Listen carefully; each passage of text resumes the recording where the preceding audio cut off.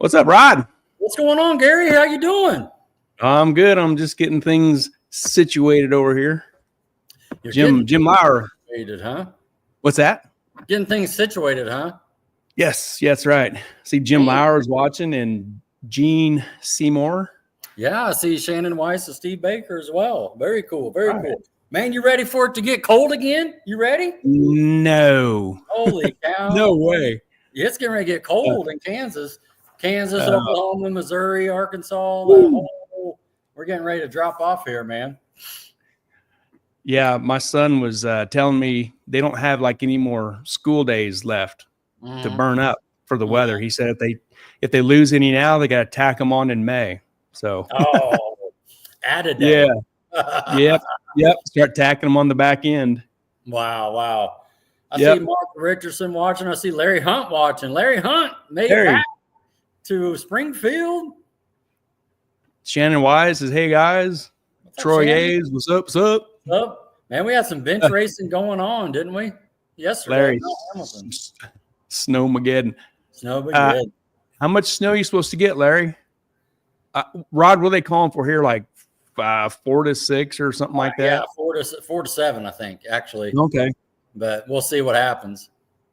I think Jim Robinson. Monday night, Tuesday. Go ahead. Yeah. Monday night into Tuesday night. Yeah. Yuck. Yeah. Hey, I see the Harper's on. See Jim Robinson. You guys gloves on? Jim Robinson up to his armpit in the gloves.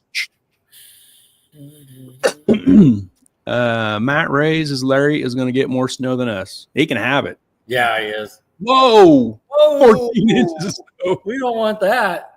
That's gross. Oh. Yeah. Well, Mrs. Harper. Hello, Mrs. Harper. Good evening. Good seeing the Harpers yesterday too at Mel Hamilton. Gary, I want this to be the last little thing. You know what I mean? Get through this week into the weekend. You know, it's officially Daytona, right? It's officially race week.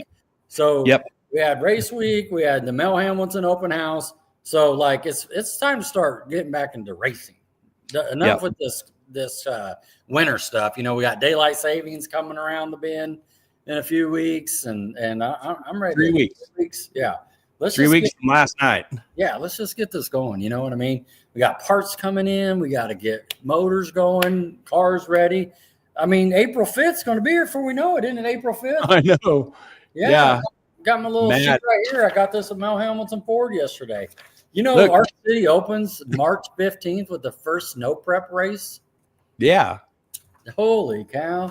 I've actually got a paper copy nowadays, too. There you go. Did you get one of these bad boys, too? I did right here. Woo! Man, we saw Larry Hunt chucking it up with him. He's a good dude. Yeah. Mrs. Harper, daylight savings. Thank the heavens above, man. I hate the dark in the evening. Yeah.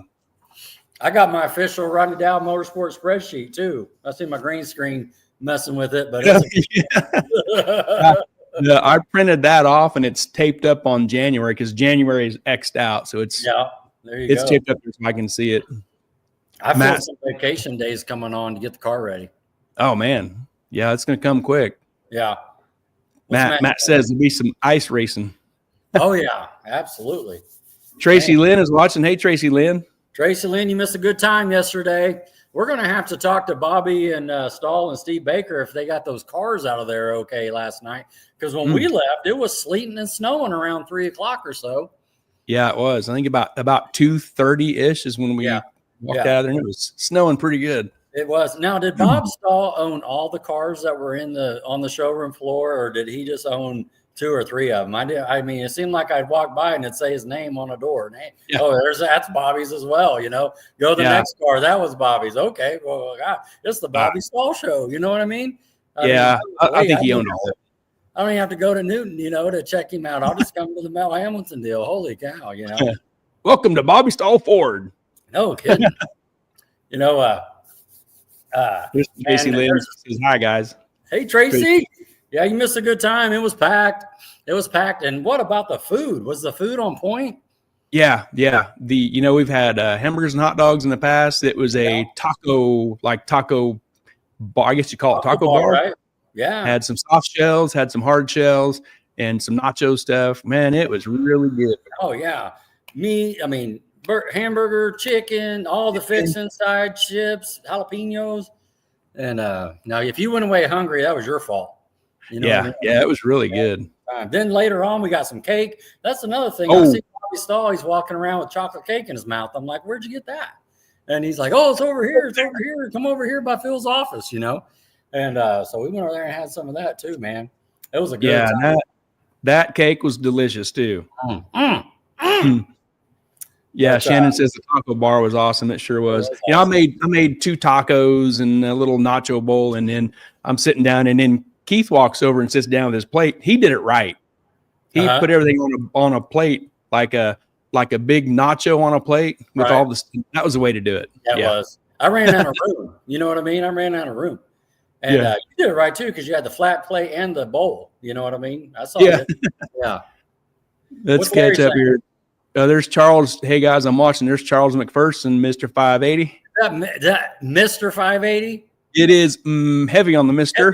Don't we have another 580 tonight to talk? Man, maybe we could do a little call out here. Isn't Steve Baker 580? You know what I mean? Oh, right. Heck yeah. Larry says, I hit some heavy stuff headed back. He's talking about snow here. I hit some heavy stuff headed back and terrible fog headed there on the way. Yeah. Highway 400 is a long road at 40 mile an hour. Woo! Man, I'll tell you what, he called me like at 9:30. He goes, man, I hit the fog out of Springfield. I'm on the other side of Fredonia. I'm 50 minutes out, you know, and I'm like, oh yeah, it was kicking off at that point. It was starting to get busy. Hey, did you do your little scratchy? Did you win any money? I did not. I didn't either. The big prize on that ticket was $20,000. Right. And I was one number off. One number. Yeah, my 20,000 number had a 32 beside it, and I scratched off a 31. Dang! So I was one number short of hauling home the big cash. Yeah. Dang it! Look what Larry's saying. He's got that right, man. The grilled chicken was on point. Yeah, it was. It was good. Yeah. Yeah. Tracy Lynn says she's been down with the sickness. Was bummed to miss everyone. Okay, hope you're getting better. Was kind of wondering where you's at. I know it. She's always there man, that is going around. You know, I took my turn last week. I was off for 3 days, and I know you said it hit you for a day. Yeah, it only got me for a day, but yeah, I toughed it out. I overpowered it. Yeah. Travis Kurtz watching Mike Holmgren. Hey, Mike Holmgren, that's a fella from Salina. Oh yeah, Troy Hayes and Babyface. Look at Babyface, man. Did you see his Pro Mod sneak peek picture he sent? I did.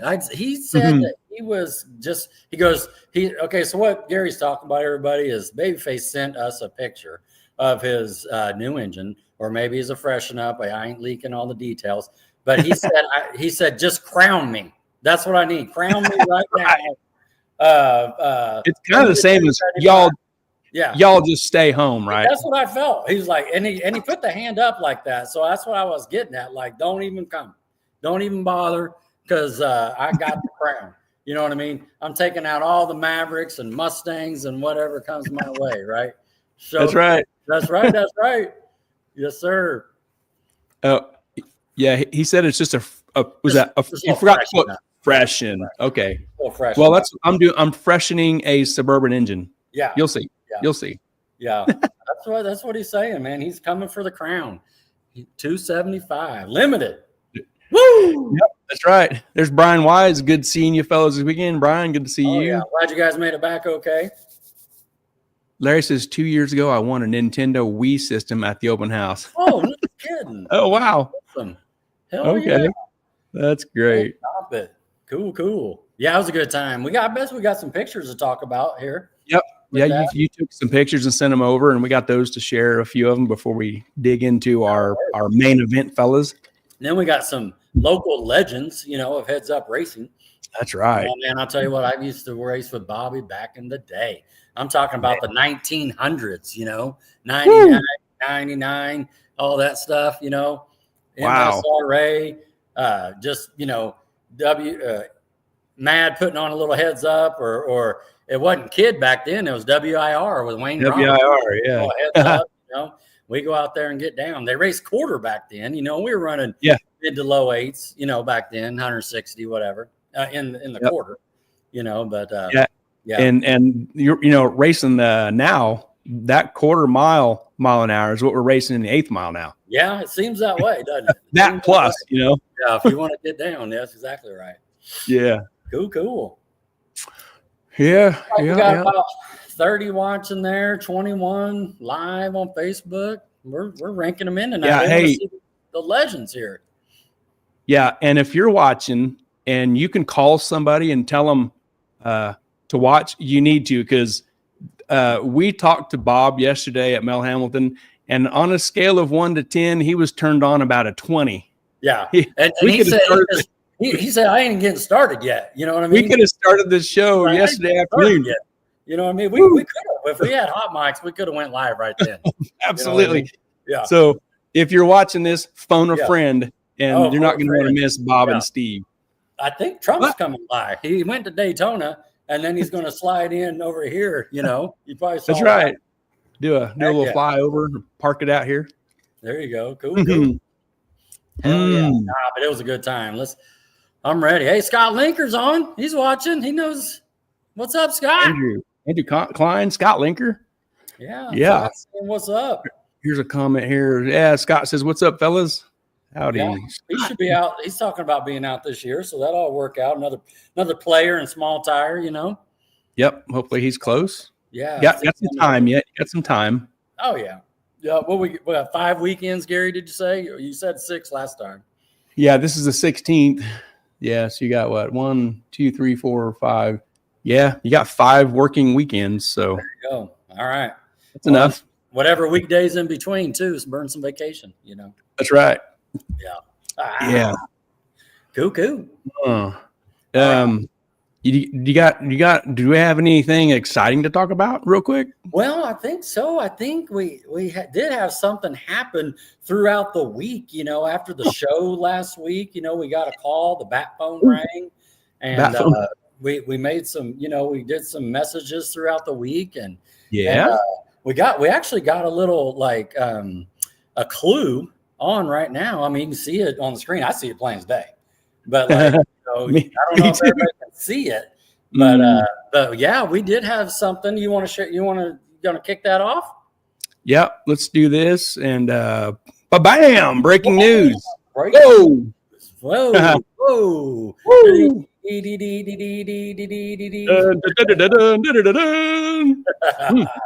That's awesome. Yeah. So kick that off however you want to kick it off, and I will follow with the pictures.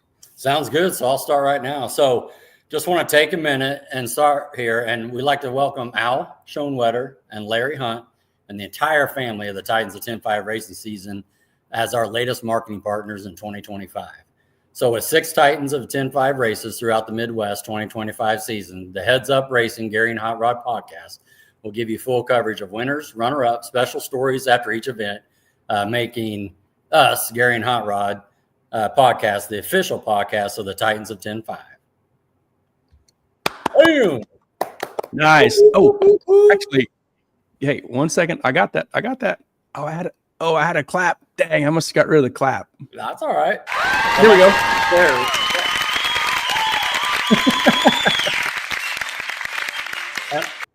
And like it says there, Gary, the fastest small tire series in the Midwest. So that's right. Gary and myself been talking to Al and Larry all last year. We talked to them at PRI a little bit. We've been private messaging each other. It's like what Phil Nightingale said last weekend. It's a good partnership between us. We can help them out a little bit. They can help us out a little bit with the race series. We want to be able to have this platform and be able to interview people and show pictures just like we did all last year. We plan on coming to all the events. And so, we just talked through it, and they jumped on board with both feet. And so it's just no hesitation. Yep. Yeah. So you got a little new screen? Yeah. I like this here. It shows official podcast of Titans of 10-5. Hell yeah. The fastest small tire series in the Midwest. Yeah. That's super awesome. Al and Larry, thank you a ton for being partners with us. Oh yeah.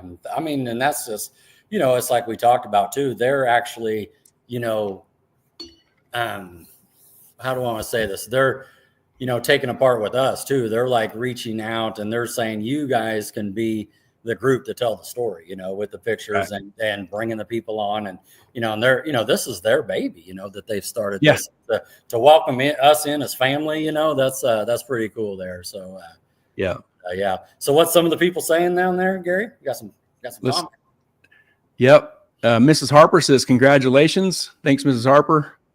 Doug Perry, congrats, guys. Thanks, Doug. There's Mr. Larry. Love it. He loves it. Nice. Photography by Chesney. Awesome. Thanks. Photography by Chesney.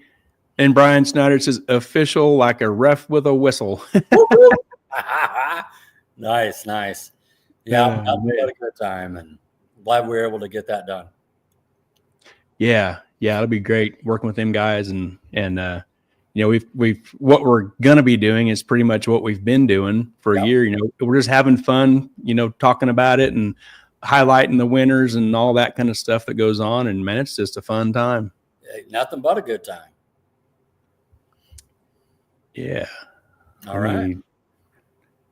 So with that brings there it is. A new little corner spot for a partner there. So format, there they are right there. And it just looks so, like it's been there the whole time. Perfect. Right there. And just say, since we're talking about it, Gary, let's just go ahead and take a moment and thank all the partners for 2025. You want to bring that up? Yep.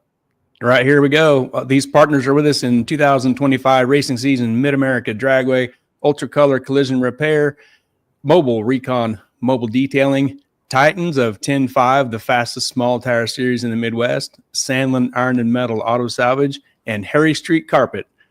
Nice. Thank you for being awesome partners for 2025. Couldn't do it without them. Nice. Cool. Heck yeah. Catch a couple comments. Tim, how about those Eagles? Oh yeah, how about this? Bam.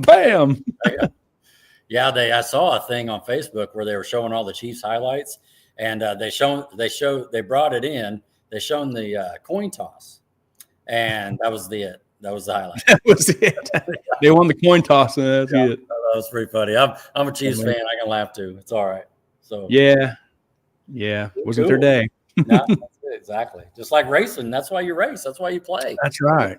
Same deal. Bobby Stahl could have all the money. You know what I mean? Have all the cars and everything, but you still got to go down the track. You know what I mean? Yep. Still got to race it. That's right. Cool. I see Nick Ballman watching from Mel Hamilton Ford. Nick Ballman watching. Brian Guy. Oh, all right, man. We got a good crowd tonight. Let's go ahead and kick off yesterday. Yep. We got some Mel Hamilton Ford goods. You ran around and snapped up some pictures. Yes. This is a great shot here. Just got done with lunch, Yep. Caught up with Gary and Keith Lopez from Fox Rod Racing, Larry Hump there from Titans of 10.5. You can see in the background, that's a little checkout area right there where they people were paying to get in their merchandise and everything, and the products there, and that sales left and right. Had red tags going. And this thing just went back to the back, and Nick Ballman was hoping for 500, I think, and I think he got every bit of it, and so it was a good time. We got some more pictures coming up here, but man, just right after here, our tummies are full right here at this point. You remember this? Yeah. Yep. Do you remember right here at this little powwow we had? Do you remember what we learned from Larry at this moment? Where he lived? Yeah, he lives less than 5 minutes from Buc-ee's is what Buc-ee's. I thought he said a mile. And my main man, Larry, said did all of his Christmas shopping at Buc-ee's on this conversation. His stock just went up 300 points when he told me that. Oh, man. Golly. So that was a good time. He's got the official Titans of 10.5 shirt on, too. You see that? That's a zip-up coat, looks like there. Yep.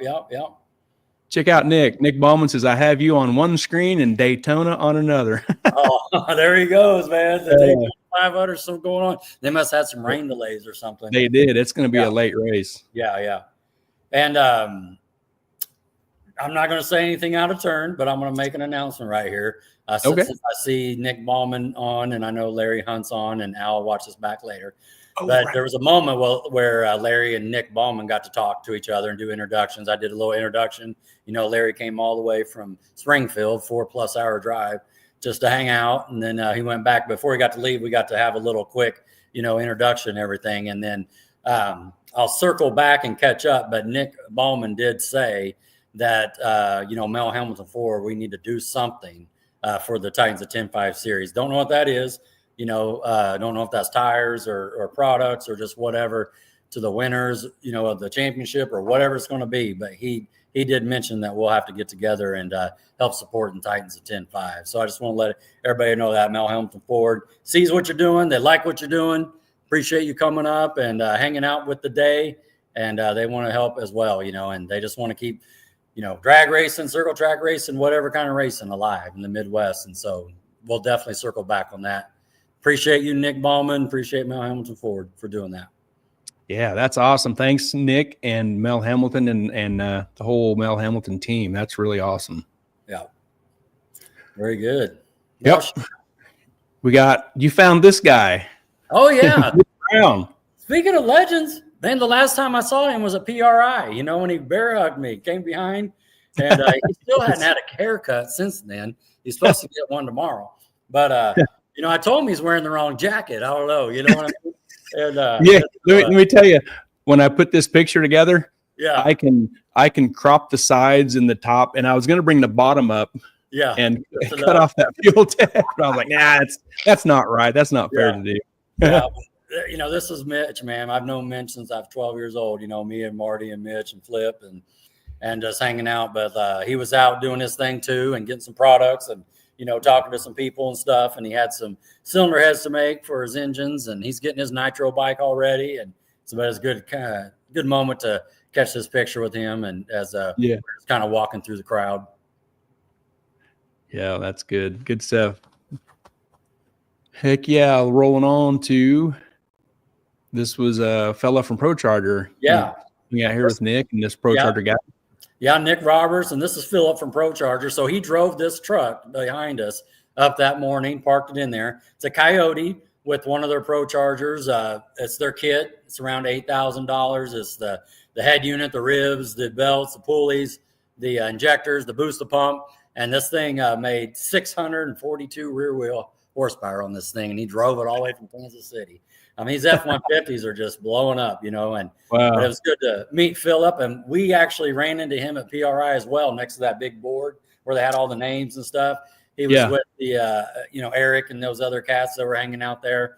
But, he knew about Titans of 10-5 as well, which is all the posters and the winnings there, which like Jake Mason and Adam Phillips and that sort of thing. But, so we got to hang with him a little bit and see his stuff. And he said his whole team was leaving Monday, tomorrow, to head to Georgia. And so they got their big truck and trailer Pro Chargers set up, all, packed and ready to go.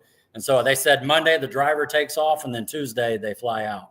And so, but he swung up here real quick. And when we were hanging out talking, Nick and Phil was actually talking to him about, these putting Pro Chargers on their new F-150s. They got 2024s, 2025s, and how they can put the kits on there at the dealership. And to be honest with you, I just happened to be listening in like I own the place, And, and so they were talking about how Ford is like slowing them down for a little bit because they changed the ECU. They cannot get inside it right now. And so they're waiting on some paperwork from them. And so as soon as they get that released, then they can go in there and start letting them tune on that. So that's kind of like their little stoppage, because Phil said he had 12 trucks out back that they were trying to convert right now. Holy cow. Wow. So that's pretty awesome stuff right there. Man, that is cool. Yeah. I see Michelle and Jamie Blueball watching. Yeah, there you go. Yeah. Michelle and Jamie. Yeah. I can't show it here, but Nick Ballman on Facebook did a let's go right behind Larry Hunt. Wonderful there. So that's cool. Yeah. I don't know why it didn't show up. Yeah. So that's cool stuff too. But yeah, there's the Pro Charger truck right there, and so that was a cool little ride. There's all pretty busy in there. You know what I mean? Yeah. Look at the Nick Roberts. What did he say about those F-150s? Nick says we have like 30 trucks inbound. Oh, There man. Man. Dang. If you're a tech guy at Mel Hamilton, you got job security. Oh, you ain't lying. And they can turn those out. You know what I mean? Day or two, I'm sure they get the swap over. And you know that white one at PRI, they were pulling 80 out of it. It ended up selling. Went over by Hutch. Local guy got it. Beautiful truck. Had all the suspension, wheels, tires. I think it had a Whipple on it, and really nice. Pretty cool piece. They're moving them. Speaking of Nick, beside this F-150 was Nick's car. Heck yeah, and that's his new engine and new turbo. He got all set up there. I think it's the Gangster 98 there, and with the billet center and all that exhaust downpipe that Fox Rod Racing did. And he also did the new, what would you call that? The discharge tube pipe that goes into the engine there. So yeah, the aluminum piece there with the blow off valve. Yeah. So we got all that in there, and he actually fired it up. They had Phil's car, the late model.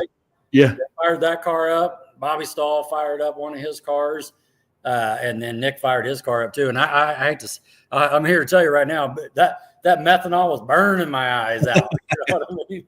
Burning my eyes. Yeah. That's cool. Yeah, and it's, you know, for Nick and his car and the racing he does, what in 3 weeks they're no prepping at MAD, right? That's right. March 15th, no prep. That's right. First event. 3 weeks from yesterday. Yeah. So he's ready.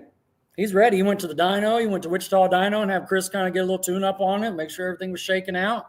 And so like that, you know, I'm sure he'll find a little place to go to get a couple hits in, and then he'll be ready for the March 15th show down there at Mark City, Mid America Dragway. Remember last year, man, the weather was beautiful. It was nice. Yeah.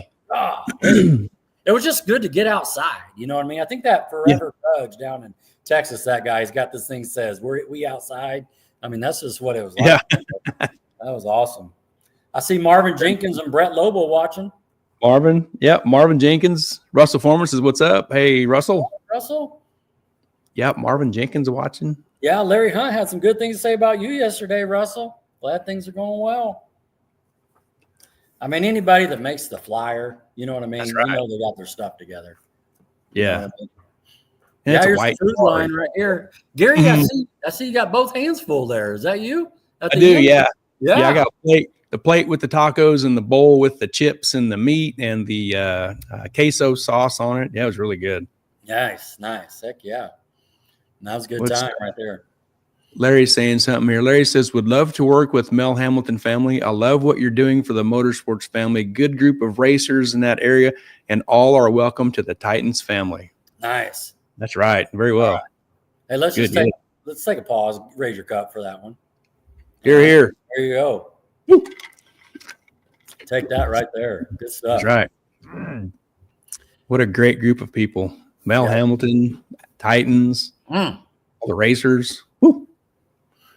Community. Yep. Look at this picture. Speaking of family right here, look at this. Yep. Keith and Troy, Brian, Shannon, you, me. Yep. Getting our grub on, eating the taco bar. Good time. Out in the service area.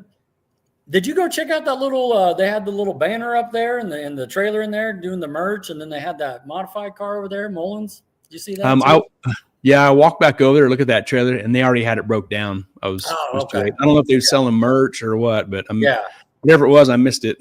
Sure. I missed out. We'll get it in here. Yeah. Yeah.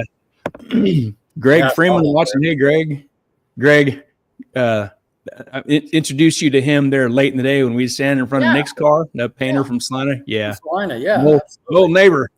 Man, that is small world, right? And just us happened to be up there last month, just hanging out, and we're going by those old streets and stuff. Yep. Drove by the old house. Heck yeah. Cool. All right.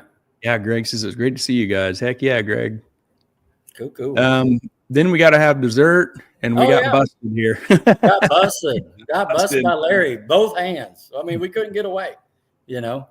This is how you make 700-pound doors. That's exactly right. That's exactly right. What's Larry Hunt saying there? What is he saying? Yeah, Larry says, out at Mel Hamilton Ford in Wichita at the Mid America Dragway booth, talking Titans of 10-5 Racing Series and also Ozark Raceway Park. Bobby Mount, Gary Harper, and Mrs. Harper discussing a 390 surface for Titans race. That's right. Gary Putnam and Rodney Dowell stuffing their faces with cake because the 700-pound doors just aren't heavy enough. Good times. Well, and I'm here to tell you, this whole scene was Bobby Stahl's fault.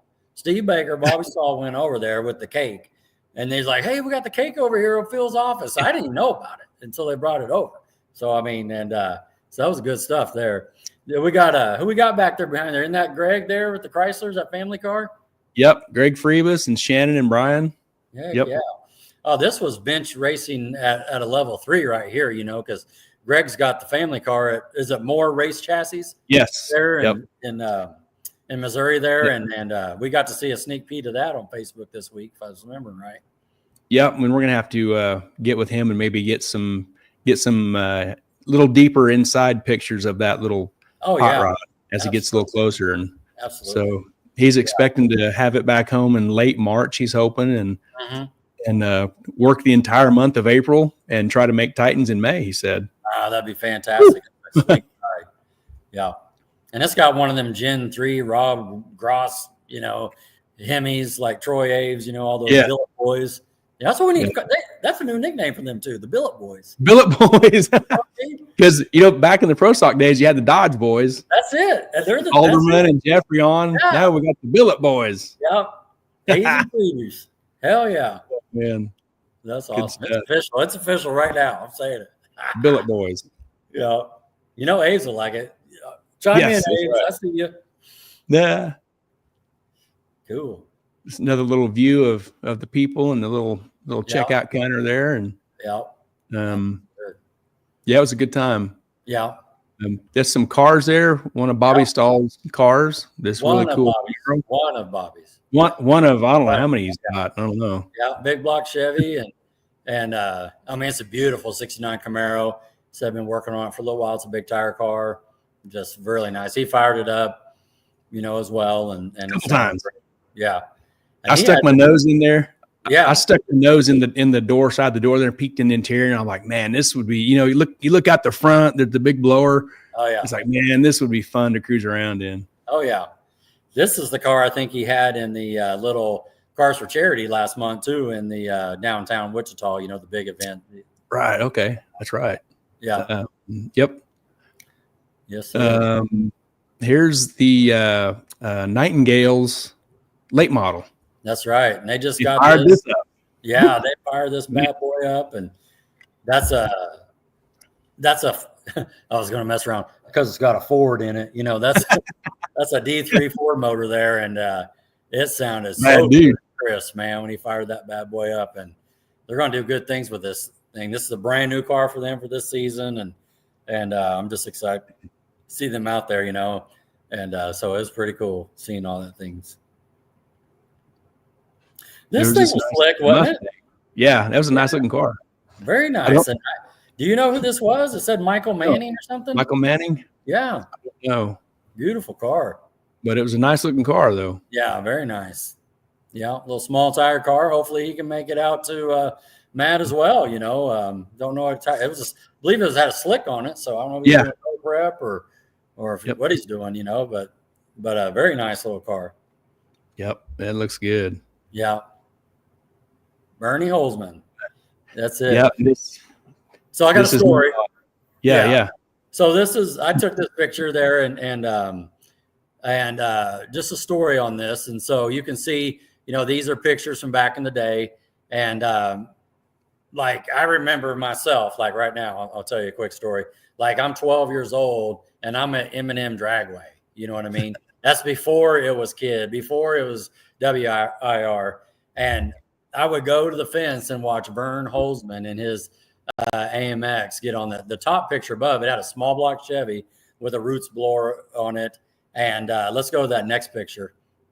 And then you can see right here, it's on the showroom floor here. And I know it's been around. Chuck Rupert had it for a little bit. I don't know all the details. I believe he restored it. But this is Vern Holzman's car. And I just want to take a couple pictures of it and just show, because local Wichita here, this is some history. The Holzman family with Robbie and everything, and his boys, Chad Holzman, that helps out with the Junkyard Stewed. But and so when I saw this, I had to take a couple pictures. Of course, Bobby Stahl's name's all over it. It's one of his right. He owns and stuff. And so, but yeah, I just had to take a picture of that too. It was cool seeing that car out and about. Yeah, it's a cool car. And you know what else that says about Bob with the Camaro there and this car? Bob knows how to build a really nice car. Oh yeah, man, nice stuff. Cool. Yep, that's the end of the Mel Hamilton stuff. And cool. Yeah, it was a great time, man. It was really cool. Blast. Super good time. And even with a little bit of weather, people were still just out and about and doing their thing. And, like we were talking about, you kind of wait your turn to walk through the aisle. There's so many people, getting to the parts room or over to the food chow. And it was a really good time, seeing a lot of people, seeing Jordan Campbell there. Yeah, that's right. There. Jordan, Tate Cheever. Yep. Yeah. Chris Durrell. Yep. But yeah. And they told us, Nick and Phil told us Tuesday they're going to bump it back a week to get away from this Daytona weekend. Yeah. And good idea. Yeah. I see Clayton Boyer watching. Mr. Clayton. Is that what's that, Gary? Is that the boss man? Is that he's the boss? The boss? That's right. The track boss. That's right. Cool. Well, yes, very good. You think we could round up a couple of legends to come on the show tonight? I think so. I really do. Yeah. Are you ready? Yeah. I was thinking about something. Steve Baker, Bob Stahl, right?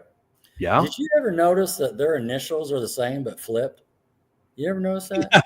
No, no. Yeah. I did not. You think they planned that? Probably. I mean? Yeah. Well, if they're not busy, let's dial them up and bring them in and talk about some racing. All right. Let's fix this and do this. There's Steve Baker and Bobby Stahl. Hey, what's up, guys? What's happening? What's happening? Man, you look good. I see you clear. I hear you clear. Thanks for taking time to come on. Oh, yeah. Next time you tell me 15 to 20 minutes and I have to sit here with this man and entertain him. That's funny. That is funny. We were also taking the notes of the jabs of the things we couldn't respond back to. Oh, yeah. That's how you lock it in. Oh, yeah. I've been racing with Bobby since the 1900s. I know how it is. Man. Oh, man. Me and Ron. That's the only way I get a story in. Yeah. Oh, man. What's Tony Whitmore saying? You're already getting shit on it. Tony says there's a couple of turtles. What's going on there? I planned on saying something nice about Tony, but shots fired. Yeah, shots fired. Scratch that off the list. Hey, no, now listen, I don't like to start this. Tony started it. Ask him if he's ever beat me. Oh. But don't ask him if you've ever beat me. I have been privy to that red Mustang whooping my ass. Tony, hey, awesome. Ron, I don't like to instigate. Tony started it. That's it. It's documented, man. We got it right here. Right here. That's awesome. Heck, Rod, when we were racing, Tony was just a little. Oh, I know. Little turd. 12, 15 years old, out there with his dad. I showed you that picture yesterday. Remember that picture we looked at? And he was he was at the fence. Yeah, we'll show that here in a little bit. We got it. Hey, I think he's in another one too, where your white Camaro is launching, and I think he's in the background of it too. Yeah, he's probably in the next race at that time. Yeah, he was just a little turd. Cool. So hey guys, let's start for a second. Start the show. Appreciate you guys coming on. We tried to bring you in about a month ago, and you had autograph sessions at the White House and other things going on, so you couldn't make it.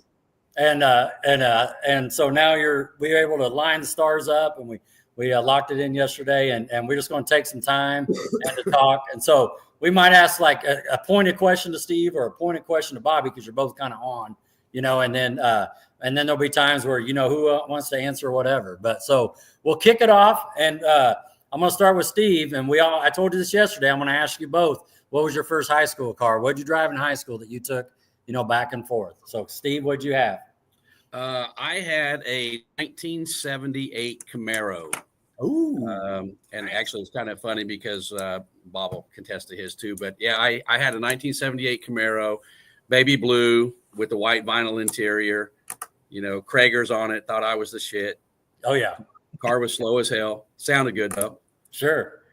We used to, in Clearwater, we had probably a little 3 or 4 mile strip where we drug up and down what we consider to be our small version of Douglas Avenue in the morning before school. And then we do that after school too. And that was just kind of the hangout thing that we did. And actually not my first taste of cars. I know you asked about the first car. My dad got me into Camaros years and years ago. His very first car was a blue 68 Camaro as well. Dang. A little 327 in it.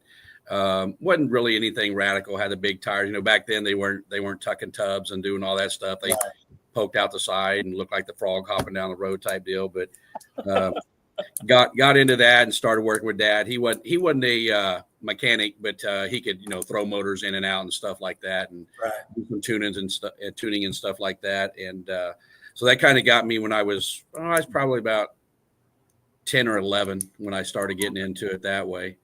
But the 78 Camaro was my baby. That was the one that got me to be the Chevy guy. Right on. So did you have the fastest car in high school? That was my high school car, because growing up on a farm, if you ask my real first vehicle, it was a truck, a field truck running back and forth, hauling hay and grain and stuff. But no, the very first car I ever got saved up after working a lot of summers in the field and whatnot, Dad took me over on Broadway, where have all the car lots over there, and picked up the 78 Camaro for, I think it was like $2,600 back then. That was a ton of money. Sure. We went down to the local bank and signed my life away with Dad's credit behind me. And heck yeah. I guarantee there wasn't one late payment. So had a lot of fun with that. And then that car ended up getting stolen, didn't it? Yeah. So kind of this, we'll probably get into a little deeper, but kind of the story behind how Bob and I met. I worked for a guy named Dan Fletcher. His boy races with us now. It's Joe Fletcher. But I started, I don't want to say mechanicking, but after high school, need a little job because I couldn't work in the fields anymore. So I needed something a little extra to do on the side. So I started working with Dan, just doing oil changes and tire swaps and stuff like that. And got into my first motor with him, and didn't know a damn thing of what I was doing, but I could pay attention and hand the guy a wrench. And he kept welling on about this guy named Bobby Stahl, this and that. I'm like, oh, he ain't nothing. Who the hell is Bobby Stahl? He ain't fast. And because back in the day when I was in high school, a guy I grew up around when we raced, there's a guy named Troy Tatro. You guys probably heard of Troy. Oh, yeah. He used to have a split bumper, yellow, I believe it was 70 or 71 Camaro. And I tell you what, he set the standard back then. Everybody wanted to be like Troy. Sure. So that kind of got that going there. And then, after that, I was working with Dan, and excuse me, I had to leave the car up there one night because we pulled the motor out and we left it outside, which was the wrong thing to do. But you didn't think anybody come up and steal the car with a motor out of it and this and that, one or the other. But it found its way to somebody else's garage, and we never found out what had happened from there. So, man.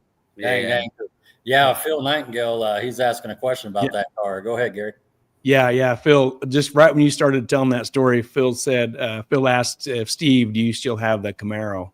Dang. I don't. I wish I look at, Facebook and I shop around all these other places, and that's kind of a rare car. I mean, it's when I say rare to the fact that it's either destroyed or people just don't have them anymore. But I'd love to be able to find one and go back and restore it, kind of like what I had. But you'll see 76s, 77s, and 79s and 80s. But that 78 for some reason was kind of a hard year to find right now. And either that or everybody's holding on to what they have. Yeah. Right. Bobby, what about you? Hi, Phil and Ups.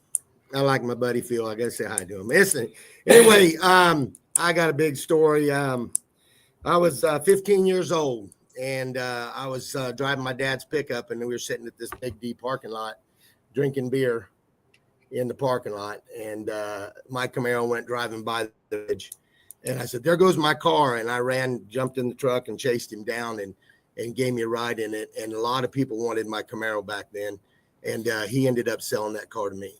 So I still have my very, very first high school car. Is that the white car? The white and black Camaro, yeah. Wow. Yeah, and this was in Newton when this happened? This was in Newton? Yes. I was in the Big D parking lot, and a lot of people were mad because he sold it to me, but I got the car. My dad said I'd get the car if he came down to 2,500. I worked at a gas station, a mobile station back then. And I told my dad that he did come down to 2,500, and then I just snuck him 300 behind his back. You know what I'm saying? I got my white car for $2,800. Man, what in it had a little Monza engine in it with a 488 gear, and wow. And I went ahead and went from there. And of course, in high school back in the 80s, that was some good times. I got the car at 78, I think. And back then, now guys, interest rate was 18%. Oh yeah. That's and the reason I know that is because anything negative went across that table. My dad co-signed a note for me, and my dad said, "What's the interest rate?" And he said 18%. And dad said, "Ain't that a little high?" That was negative to me. I didn't care if it was 28%. Yeah. I wanted Who cares? The car, yeah. So anyway, I ended up paying it off and building motors. My dad never liked racing, but he was afraid I was going to kill myself. And right. Oh, froze up just a little bit. Freeze up. They'll come back. Okay, back on. Yeah. There we are. So anyway, he always worried about us dying in the car because I liked racing. And when I was 15, I was hooked from there. And then I started building motors. I met Daryl Palmer when I was 17, Palmer's Automotive, and I built my first motor then. And then, man, we was out at Paradise. They had a track at Paradise every Saturday and Friday night. We had it marked off quarter mile. You pull up there, and Ron, I'm telling you, you guys had to wait for people to get out of the way to get up to the starting line because everybody loved racing. It was exciting back then. A lot of fun. Cops pull up. Yeah. Oh, dang it. Come on.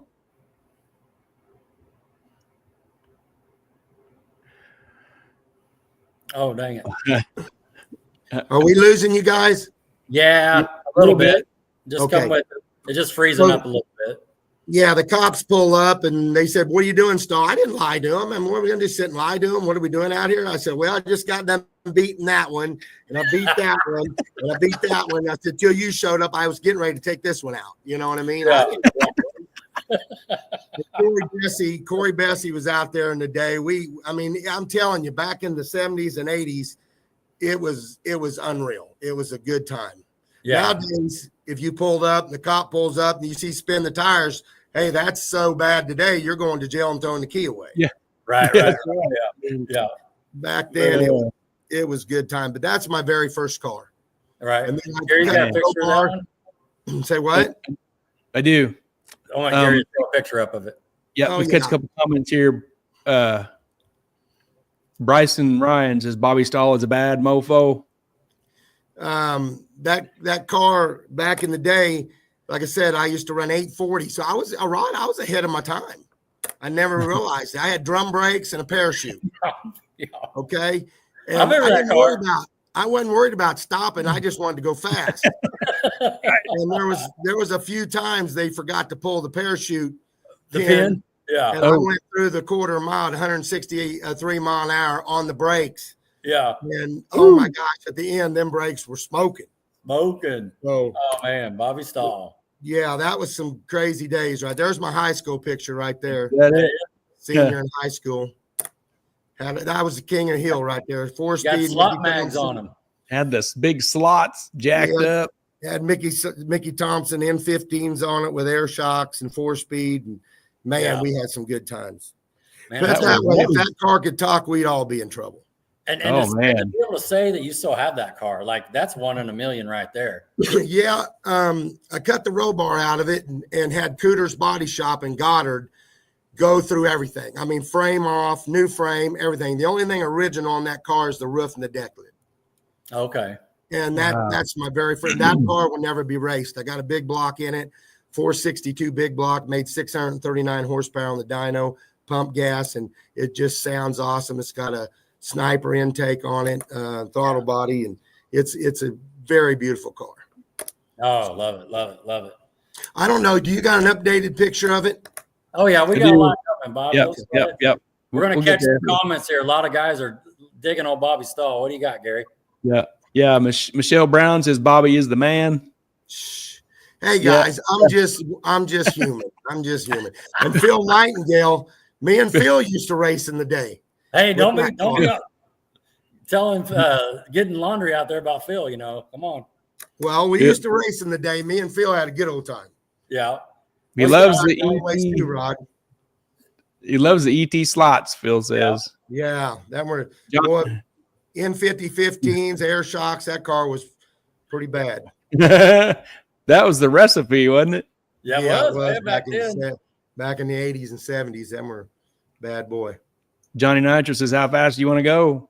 That's it. Remember Johnny Nitro? Yeah, I know Johnny. Newton legend, Johnny says. Bad Bobby. Well, them days were just, God, I can't. If I had to relive it, I wouldn't change nothing. There you go. I'm telling you, them days were something. You might change one thing the day you lined up against me. You might change that. Well, hey, if I had another chance, I'd take you out. Yeah. Just messing, Bobby. I know it.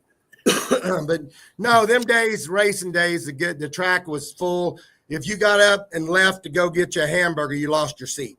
There you go. Right. The MSRA days, that, like I said, that Camaro was way ahead of its time. I left the line one time and spit the rear end out, ruined the drive shaft, broke the transmission, and overrived the motor at the same time. Yeah. Junked it. That was the night Wayne Roberts got burned up. He was cleaning up my mess. And that was Summer Nationals. Yeah, and I'll tell you what, that car should have never been doing what it was doing, but it was all together. And I put that car on the bumper many times and carried them all the way down the quarter mile. It's been crazy. So it's amazing. I can't even believe that car's been through all that, but it has. I'm just so glad you restored it the way you have too. That's awesome. Yeah, Gary Stevens, he's my painter too, and he rents a barn from me, and he's painted the blue car. Yeah, and painted my race car, and man, we go back a long ways too, and he said that car really needed restored. He was going to do it, and he really didn't have the time to do it. So I had my buddies Cooters Body Shop, and they do awesome work too. Steve's car's been painted by Cooters and out in Goddard. And man, you don't see a lot of body shops restore cars like that anymore. Right. So we got some more pictures of the white Camaro, about 3 or 4. But you also sent this. What is this? That is my 69 yellow and black Camaro that I had. I won Summer Nationals with that on Pro. The sun was coming up. That didn't really that had a 12 bolt with a spool in it. And then I overpowered it. I bought Pat Daniels 468. Oh, yeah. And that thing used to twist in the middle. I used to carry the wheel halfway down the quarter mile, the left front wheel. And it was consistent. I could pull it off the trailer. It'd run 1060 all day long. And ended up winning Summer Nationals with that. The sun was coming up back in the day. Oh, yeah. Back in the day, Rod. I know it. You couldn't line Super Pro and Pro up at the same time. You had to line Pro up once and Super Pro up. 200 cars show up in one class. Yeah. Woo. Yeah, it was good times. Man, Pat Daniels, that's another legend around here, man. You're just dropping names left and right. Yeah. Yeah, Pat and Jeff Gillis, they had the same cars. Yeah. I mean, they were identical. Yellow and big blocks in them. They run right neck into each other. Speaking of, back to Steve Baker for a second. You were talking about the legend, that you would race and you looked up to, when you were coming up. When I was at Whitlock Auto Supply working with David Gray, that Jeff Gillis poster, that billboard was over Super Shops. You guys remember that? Yep. Back there. He's watching right now, Jeff Gillis is. Yeah. It's that banana yellow is a big block. Nitrous. I remember him racing Mitch Brown on 29th in Ohio one night. I don't know if you remember that, on a motorcycle. And but yeah, that poster, I mean, a billboard of your car said Wichita's fastest street car. I think it went like 940s at that time, at 140 or something like that. I think it was 960s or something. Okay. 60 something. And but yeah, I just saw him on there, and I flashed back to when Steve was talking about, because, you try to be the bad boy of the moment, and that sort of thing. And he was kind of back then for us, but cool stuff. What's Tracy Lynn saying? Tracy Lynn says, I remember the first time I met Bobby, Tony, and Steve several years in 2016. 1,000 if they could drive my scat in a pass. You know that story, Bobby? Steve? There. Yeah, we didn't want none of that beautiful car. We were not trying to put it into the rail. Very cool. Very cool. Yeah. Well, you mentioned 29th in Ohio. You're going back to kind of me and Gary's days now, because we were chopping it up a little bit at Mel Hamilton. And that's where really racing originated for me on motorcycles. That's okay. That's my first. Yeah. Back in the day, there was Dave Polk, Dave Sturdy, Richard Ganser, Paul Baxter, a bunch of my buddies from Mays.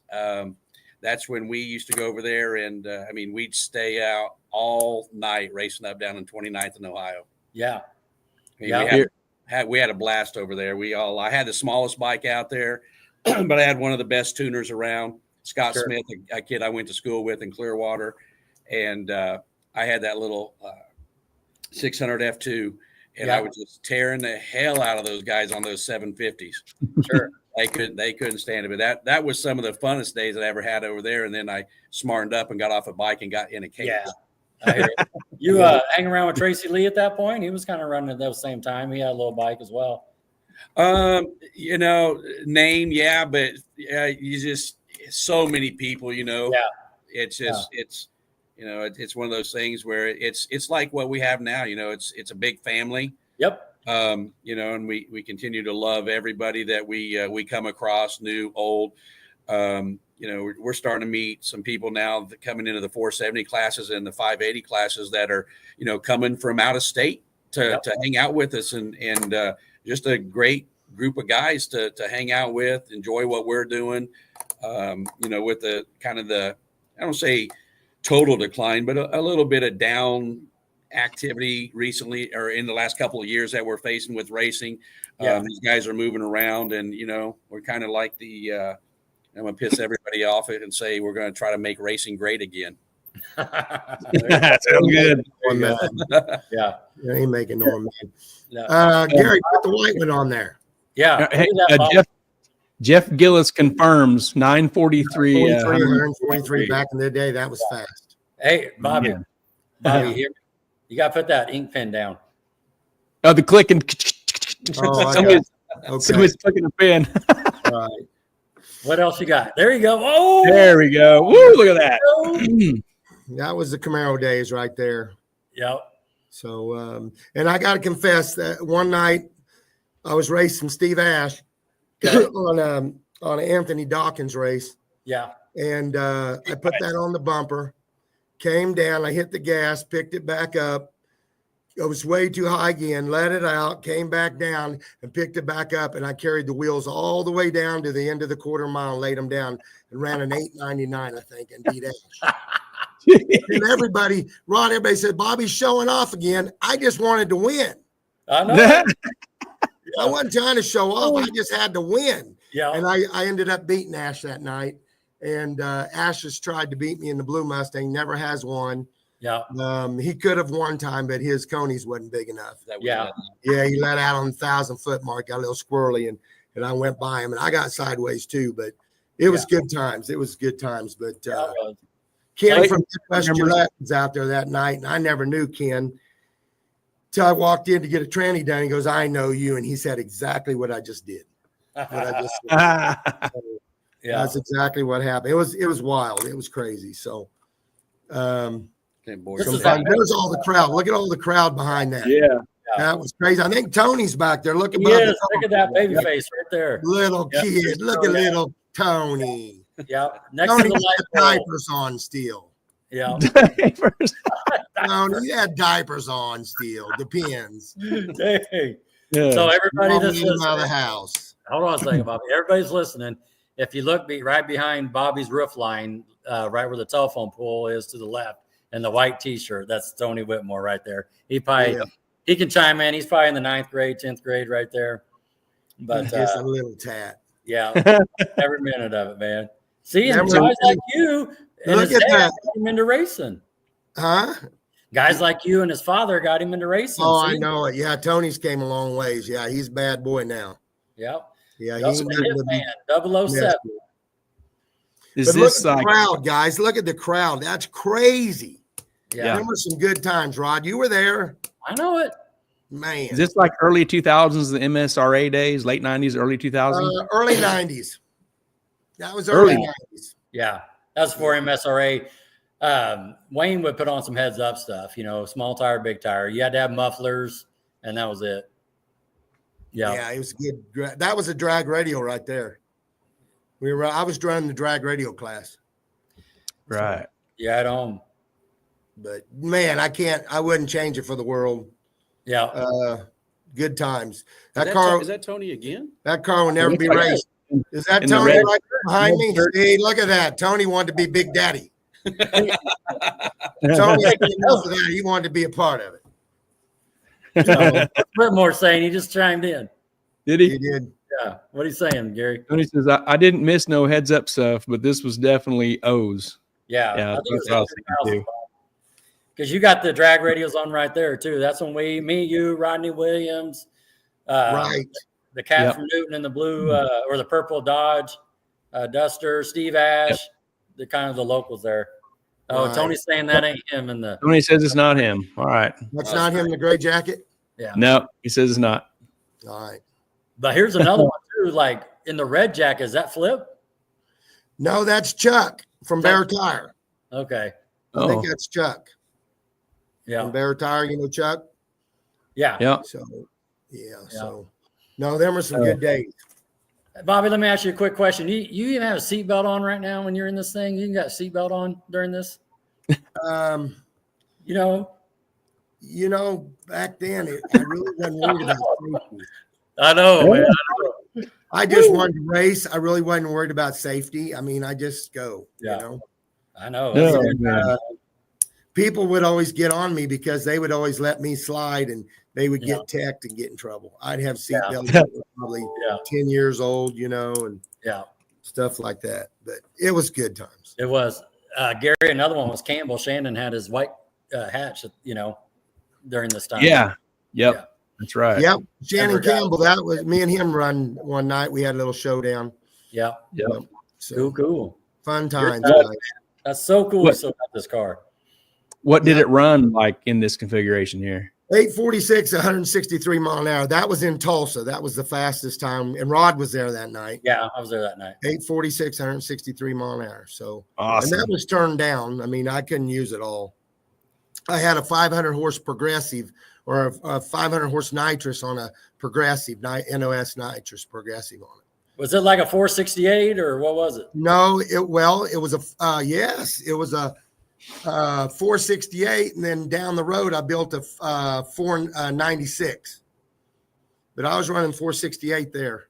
Yeah. And then I built me a 496, and that's when I started running away from Rodney Williams. Oh, yeah, okay. I'll get that one. Yeah. Neck and neck. Yeah. And then when I put the 496 in, I'd run him out the back door. It didn't matter. And everybody, Rodney had a 57 Chevy. He had the SB2 NASCAR engine, basically with a Doug Nash 5-speed with a slip clutch deal. Super cool. Yeah, I went to Tulsa to race. He went to Ark City to race, and he ended up rolling that thing. Yeah, he did. He rolled at Ark City. Yeah. I said, I'll go down and win Tulsa. You win Ark City. And I came back and won. And he had that original steering wheel in it, too, where you drive that thing and shifting gears. And, man, I bet that's Stan Williams' father. I bet he's in his 80s now, Yeah, he's up there. Yeah, good time. There's a video on that of me and Rodney racing in Tulsa. He about hitting the wall on that fastest video or crazy wrecking videos or whatever, Steve. What is that? Oh, yeah. You see the hillbilly videos where you're talking about. Urban Hillbilly? Yeah. There's a video on that. Yeah. Bob, was this like an all steel car with like a fiberglass? Yeah, the only thing fiberglass was a hood. What did it weigh? The car was 3,500 pounds. Woo! Yeah. Back in the day. So I was ahead of its time. I didn't realize it, but I was racing some of them guys in Tulsa, and then they come and look at my car. They had disc brakes and all that. And I said, they come up and asked, "What the hell are you doing?" I just looked at them. I'm whooping your ass. What I'm doing. It was fun, you know. Farm kid getting it done. Yeah. So the car's back to beautiful now, and it'll never be raced again. So there it is. There it is. Man, good looking car. Is this on Douglas? Where is this? What year is this? That's on Main Street. On every year in Newton, they have a cruise night, the night before car show in May. And man, that's when there's a lot of iron in Newton. And I was waiting on a train right there. And what year is this, Bobby? Huh? What year is this right here? 69. No. What year? Oh, that was last year. Last year. Okay. Yeah, that was last year. So it was after you restored it. Yep. It's sitting in the garage. I had it at Mel Hamilton here a couple of years ago. Yeah, last year. That's when you It wasn't had it. last year. It was the year before. Was it? Yeah. Yeah, that's a good looking car. Yeah, a lot of history there. A lot of beautiful. Wow. You say it's got a big block in it now? Yeah, it's got a 462 big block with a sniper intake. Oh, cool. Throttle bodies. All injected. Very nice car. No, it's cool. Yeah, it looks real good. Cooter's Body Shop did that one. And that one was a frame off. And like I said, it's all been redone. It's gorgeous, actually. It's beautiful. Yeah, it is. It's super nice. So, but then we go on. That was a good line. Then we go on to the racing field. After I got done the Camaro racing, let's see, what did I get? Well, I built my Chevy too. Yeah. When did you start building that? What year? Golly, Rod, I don't know. Back in the 90s. Mm-hmm. Because I retired the Camaro back in the late 90s. It was back in the late 90s. And then I built the Chevy too and came out with the Chevy too. And that's been a fun car too. There's a lot of history there. Yeah. Yep. I was telling my boy, you don't just get trophies showing up. You got to do something. Yeah. That's my little showroom. I got the family over there on the right. And so when people come over, I show them a little show and tell and little history there. And the newspaper came in, did a big write-up on me. And then the kids are on the other side, right there on the right-hand side. And when they were in their prime, Braxton and Janessa and Blasey. So I got 3 kids, and they've always supported racing. When I go racing, it was a family deal. That is, man. You've earned every one of those trophies, and good job. I was out there when you were winning them too. That's good stuff, man. Good job. Yeah, I see a WDRA rod on the floor there. I do too, on the very right. Yep, that was just last year. Yeah. And what was cool about it, my twin brother got one the same day. Oh, that's awesome. Are you talking about me? Billy, no. I got one that day too. Yeah, you got one too. Ron, I got a twin brother named Bill. Oh, do you? He won the 580 class. Oh, okay. Hell, you guys. That was unique. Perfect. That was unique. Me and him got one together. That is pretty cool. Actually. Cool. Same day. So check this out. We got Kendall D watching, Alan Blue watching, Mark Moore watching, Jordan Campbell watching. They all jumped on. Cool. Yeah. See the champ. Yep. Yeah, cool picture. You got that. There you go. That's the picture I want to see right here. Look at this, Bobby. Yeah. The bottom of this trophy on that label says Kansas International Dragway Rusty Egg Ford 2014 Summer Nationals Auto Smart Outlaw, 2nd place. Nice job. And that's that MSRA hat. You don't see them anymore. No, that is rough. Yeah. Man, I tell you what, that was some good times with Trey Stoles and Shane Gilstrap. They stuck their neck out there doing that MSRA stuff. And I know we were out there supporting it. Kurt Riffle, Todd Kitchen, Stan, Corey. I mean, those were the days, man. That's 1998 right there. Yeah. Man. That's some good times. Like I said, Rod, in the day, if I had the chance to do it all over and save my money, I wouldn't do it, because you live once. There you go. Yep. And you're going to die out with memories. You know what I'm saying? Sure. Yeah. And you ain't going to take the money with you, but you'll take the memories, There you go. Well said. And man, there were some good days. There were some good days. No, that's awesome. Mrs. Harper says the 470 and 580 were swept by the Stahl brothers that day. Oh, yeah. Racing for the ride. That's pretty cool.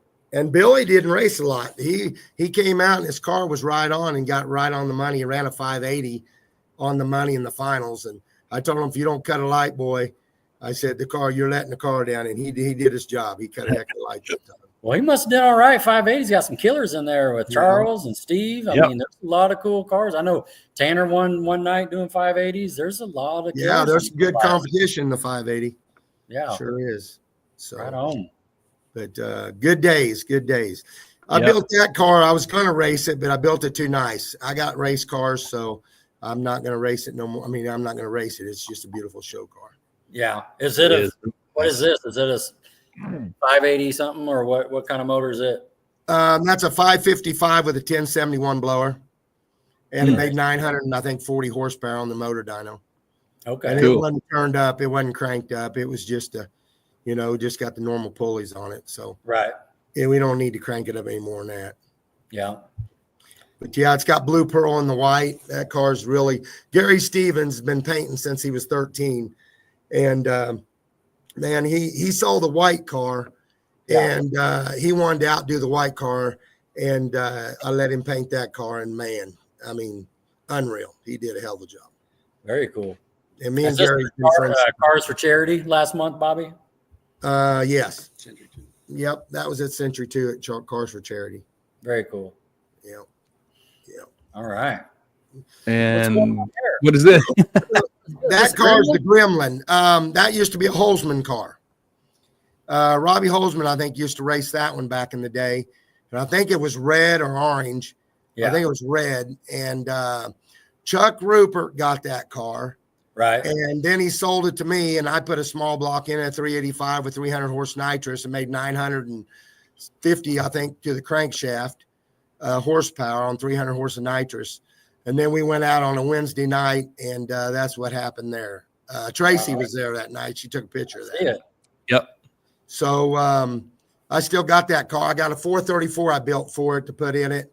It ought to make 700 on the motor and 300. It'll be over 1,000 horsepower in that car. Yeah. Dang. So Gary, that's a Holtzman car. Yeah. Gary, I don't know if you caught that, but Chuck Rupert's Travis's dad. Yeah. Okay. Yeah, me and Chuck go back a long ways, and we're best buds. And then he came to me on the AMX since I had the Gremlin, and he said, "Bob, you want to own both Holtzman cars?" So I ended up buying the AMX from him. He redid the AMX and got it looking what it does now. Yeah. And I bought that was cool that you brought it up to Mel Hamilton, man. I haven't seen that car for a minute. Right. And a lot of history on that one too. Yeah, so absolutely. Vern would like to have that one back, and he's 97 years old, Mm-hmm. But I'll never let go. I mean, they only made 6,700 of them in 68. Yeah. AMXs. So when's the last time Vern seen that car? I think Chuck drove it over there one time quite a while ago, and Vern wanted to buy it. Sure. So yeah, but it's in a safe place now. Yeah, there you go. Cool. Yeah, but before we get to your Chevy too, let's catch some pictures that Steve sent of some of his stuff. There you go. All right. Tell us about this, Steve. Oh, wow. What year? That I don't know if very many people remember this, but I'll throw some names out here. This was Randy Stedham's old car. Okay. I think Chris used to drive it for him, his boy. And I couldn't find the original picture when I went over and bought it from him. But kind of the weird story behind it was Randy was like, "Steve, I'll sell you this car, but you need to keep it like this because it's nostalgic." I looked at him and said, "Are you freaking crazy?" I said, "This car, that car's pink. You can't tell it, but that car's pink." I said, "There ain't no damn way I'm driving a Bobby Stahl car with pink with blue flames. You got me messed up." Anyway. So anyway, the story behind that was when I first met Bob, I told him what I was looking for, and told him I was a little green behind it, and he knew Randy, and obviously being with Daryl since he was 15 years old, they got together, and Randy said he had this car and it was setting up in Furley, and so I got a hold of Bob and we went up there. I think it was a Saturday. We went up on a Saturday, and I knew what he wanted for it, so I already knew that I was going to get the car no matter what the hell he was going to ask for it because I wanted it because I'd seen pictures of it and I knew what we could do with it. There you go. So we went up there, and it was sitting on a lift, and I just kind of looked at it, and truth be told, it was a mess. We opened the passenger's door, and I think wires and shit come falling out of it. Rewired. It needs some loving. And so I looked at Bob, and I said, "Can we make it work?" And he said, "Yeah." And I said, "Okay." So I think we even brought the trailer with us. We were ready. We weren't, when the guy tells us, we weren't playing. We were ready. So we brought the trailer up there, and Randy had that old scoop hood on there, and he had a bunch of extra parts and this and that and one or the other. And at the time, he didn't want to let go of the motor. It was just a roller at that time. Yeah. And because they were going back and forth. They had, I think it was he had like a 498 in it, I think, or something like that. And he had a 500 cubic inch motor that he wanted to sell. Anyway, I had bought the motor from him too. I mean, I basically got that whole entire car plus the motor and everything. Roy Jarvis was using that motor. Yeah, Roy Jarvis was using it. I got into this car for motor and car for 18.5, everything. And then was looking to find a different motor for it, and Randy had a motor then too. Was the one Jarvis? Well, no, that was the 498. We ended up getting the 498. We got the 498, and before we got it, the deal was that it was supposed to go over Daryl's to get freshened up. Well, Jarvis had it in that Auto Smart car, and I didn't think too much about it. I said, hey, it's a normal motor, this and that, one or the other, and I went up there and knew that night that he was going to be running my motor because it was the last race of the night. And, as we all know, loved Roy Jarvis to death. Great guy. It's just hit or miss. Either he's going to run an 11-second or he's going to run a 550. Well, he actually ran a 501 with that motor on nitrous. 501. And that night I knew that motor was going to that car. There you go. After that night, I told Jarvis, I said, take my motor home and be careful. I think Randy brought it up.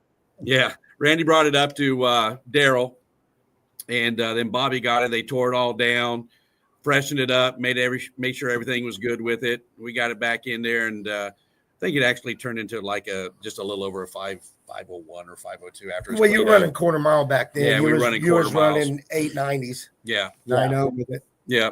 And this car also originally, when I got this I never took that car down the track looking like that. I took it over to yours. Well, no, it went to Randy or K&L. It went to, I didn't even know that. Yeah, it went to Larry Ortez over on yeah. So I used to work with Larry at Learjet years ago, and I say money was tight, but I didn't know how far I was going to get with it, this and that, one or the other. So I said, Randy, just throw me a $2,000 paint job on there so it looks halfway decent. Right. So he basically did all that for me. And then, as we kind of progressed and got down the road, we started looking at it. Obviously, want to go faster. This was a ladder bar car when we first got it. Knew that we were going to start throwing more power to it, and knew that that ladder bar wasn't going to work. We were going to have to link it. So we got a hold of a Holzman, and it was Chad at that time. He was still over there with Rob, and told him what we wanted. And of course, it's like being in a candy store. Oh, okay, 4-link. Oh, you got the new Delta wheels you can get me at a discount. Oh, you can. So I threw 10 more money. Yeah, because the baker got it. No, I just very bad decisions. Don't let him lie to you. He just throwed that money out there. So we threw some dollars at it, and started liking it, and then we got that money like Tony Loomis. Put a new wing on it, redesigned the hood. That hood wouldn't fit anymore with the taller deck motor. And just enjoyed it. Had a fun time. Actually, well, I was out of town. You went racing without me. You end up winning. Yeah. In Wichita. So I was out there, and Bob went out of town, and I'm like, you know what? He ain't going to like this because we ain't really ran together hard yet. I mean, we ran the car down the track. Sure. Kind of a funny story was I never left on a trans brake before. So Bob's like, you good? And I'm like, hell no, I ain't good. What do I do? I bet him money he let off, Rob. Gary, guess what he did? He let off the back. I didn't even know how the damn trans brake worked. So he backs me up by the tech trailer, and he says, pump the brakes, push in the button, and put it to the floor and then let it go. But don't hold on to it and let out. That's the line lock. Or line lock. I'm sorry. The line lock. So tranny brakes. Tranny's for the burnout. So I let off of it. And I mean, I'm up here at like $5.5 grand, and everybody in the lanes are looking, what the hell are they doing back there? So that was my introduction to staging up to the light and getting ready to go. Steve went from a 13-second to an 8 right overnight. Oh, geez. Woo! Yeah. The first time I went down, we made a bet that I wouldn't lift. I lost that. Car sounded like a slipping transmission. I was in and out of it so bad. But then that was it. Next race, she was going through the floorboard. She turned out a 911, and with a little bit of tuning, we were getting back down in there into the 890s, high 890s.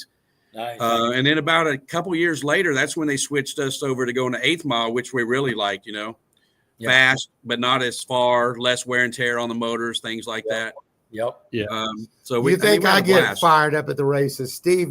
Steve's on cocaine or something. I have to calm him down. Yeah, it's the jelly beans. I literally, when I go home and lay down, I mean, it's like somebody hit me in the back of the head with a baseball hat because I just love it. I'm so passionate about it. I always tell everybody this: I'm not the guy that builds the motor. I'm the guy that sits in the car and drives. I'm kind of like Tom Cruise in that Round the Track movie. Days of Thunder. Days of Thunder. Yeah, I don't build it. I just race it. If it wasn't for Bob and honestly Daryl Palmer, I wouldn't be doing this. These guys put me in probably one of the fastest car I ever been in so far. We got the Corvette because he shifts on its own and everything. All he's got to do is let off the brake. I mean, and freeze, keep the wheel straight. Yeah, I cowboy it. I mean, I'm guilty of it. I let off of it, and one hand's in the air up by the chute. I don't even know how to pull that because if I did that, I couldn't be on the Stahl racing team. Yeah. But that thing just rails. I mean, every car the red Camaro, my street car rails, this car rails. I mean, it just, when you get that kind of experience with these guys that know what the hell they're doing, don't worry about it. Rod, I'll tell you the reason he's got money. He's got a aluminum block, Brodex block, 540, all Brodex in his street car. The motor is more than the car. No, and it made 850. Yeah, on the dyno. If Rod, if you've been around Bobby long enough, he is always getting unheard of deals. Oh yes. I think behind closed doors he says, either sell me this or I'm going to break both your arms. No. Oh yeah. I can say God has been good to me, guys. Amen. God's in control. There you go. And he's blessed me through the years, and I can't say enough about it. Cool. Hey, let me back up just for a real quick second, since Tony's on here. I'm gonna give him this little kudos here. So back when we started, did I have the red car before I had this one? Yes. Okay. So I had the red Camaro. When I first came to Bob, I bought this car. So many stories and shit happens, and cars come and go. You can't remember what y'all had, but so I started out on the street. I started with there it is. Yeah, that's my baby. I started out with that car, 68 Camaro, had a little one-arm Bandit 350 in it. Bought it out of Salina, Kansas. Crazy story behind it. I was looking for the car. I was on Marketplace. I was actually on eBay. You bought that before you knew me. Just a little bit before. Yeah. Okay. Bought this. I didn't even know where the damn car was. I just bid on it, wanted it, got it. I paid $18,500. That car's beautiful. And the nicest thing was I found out where the owner was after, because back then because of all that shit that was going on with people getting killed and stuff, they wouldn't tell you where it was, but you had to pick it up. Right. This was in Salina, Kansas. Whoa. Who owned it? Salina. Who owned it? Some young cop that was going through a divorce and didn't want his wife to get it. Wow. Okay. Rod and Gary, he stole that car. That car is just as pretty. He never painted it. That's exactly what it looked like when he got it. Yeah. Except the wheels. He put the wheels and put a 9-inch in it. Yeah. What year was this? That's a 68. No, what year did you buy it in? what year is this? 2000. Man, I don't even know. About You've had it for a while. 2017, 18, somewhere around there. So pretty recent. Okay. Yeah. Steve, it's been longer now. Maybe it's been longer now. I don't know. It's been a while. But anyway, the story behind this was this car, I was driving around a little bit, never raced it. It had just regular stock Chevy rally rims on it. And so I said, I need to find me somebody that's going to be able to build a car that I want to race in. Sure. So this car, and actually Randy helped me not do. I was going to tear this car down and make it what the white one was. So this is They'll let you do that. so that's why that's why they both got together and said, don't tear the shit out of this one. Get the white car. We'll do that anyway. Yeah. So long story short was I went to Bob, met him. I said, Bob, I want to make this car fast. What I got to do? He said, well, this and that, one or the other. I think this is one of the first tub jobs you ever did. Mini tubbed it for me. Wow. He built me a little 357 motor. We took this motor out. He built it, bored it up to a 357. And just put 300 horse of nitrous on it. 300 horse of nitrous on it. And we took it to the dyno, and I think it punched a little over. It was about 550, 600 on motor, and then the nitrous. So anyway, everybody knows in the racing group, they know Mario Williams. We were over at Randy's dyno one day. He was dynoing a big block, and brother got to talking too much shit. So I said, that's really not that fast for a big block, or that much horsepower for a big block. It was, but I wasn't going to let him know that. Here, I'm friends with Mario and Steve, and they get into it. Sure. So I can't say anything. So I'm listening. And so they had a showdown that day that we were going to get it done. And Mario even said that I'm going to give you the hit. Oh, he screwed. He was so confident that he was going to beat that little small block. And now he was in a, what do you have? He had a 65 Chevelle with the big block. The big block, 460 big block. Yeah. So we pull up over on Hoover. We were on Hoover. That's where we were on Hoover. And it was in the Christmas. It was warm. We were racing in damn near end of December. It was like in December. It was beautiful. Yep. So Mario pulls, we're already out there. We're talking, and he pulls up, and so he gets out, and he, what do you want to do it for, this and that, one or the other? And I said, I don't know. Whatever. He said, let's do it for $200. I said, okay. So Bobby's sitting here over on the side, like, it's like his two kids fighting. Like, who are you supposed to root for? Well, and so then I put him in the hot plate even worse. I said, well, here's the deal. Bobby's got to start the race. Yeah. We don't flag. So that was the deal. He had to give Steve the hit. So I was up there and lined him up, and then Steve took off, and Steve beat Mario that time. Mario was mad about it. And so he came back for nothing, and they raced again, and Mario was going to be on his toes this time. And Steve barely got him at the finish line. And I'm telling you, Mario had to pay him double or nothing. Great story. Yeah. Great and I'm just sitting there just thinking, oh, Lord, I ain't getting in the middle of it. Yeah. Hey, Tony, I remember Tony was out there that night. Well, yeah. So that's where I was going with the story. So at that point in time, I thought I was hot shit. I beat one of the legends, or whoever he thought he was a legend at that time. So Mario got butt hurt, and he secretly goes in and he calls Dustin Norton. Now at this time, turbos were just coming onto the scene, right? And my car was equipped with nitrous, but we didn't have nitrous on it then. We didn't have to run it when he Mario. Yeah, when I ran Mario, it was just motor to motor run. So when you race Dustin Norton, then I put nitrous on it, and Steve wasn't ready for nitrous. No, so I'm getting this call. I just get out of a meeting, and they say, "Hey, Steve, this is Dustin." I'm like, "Okay." I'm thinking he's a customer getting ready to buy something. He goes, "Hey, what are you doing Saturday night?" I'm like, "Okay, who in the hell is this?" So long story short, I get it out of him. He says, "Well, this guy Mario, is butt hurt over you beating him, and So he wants me to race you. So I go back to Bob and I tell him what's going on. And I said, "This is only information I can give you." I said, "It's a well, he had turbo. So we put nitrous, put a plate on it." Yep, he had a Fox body.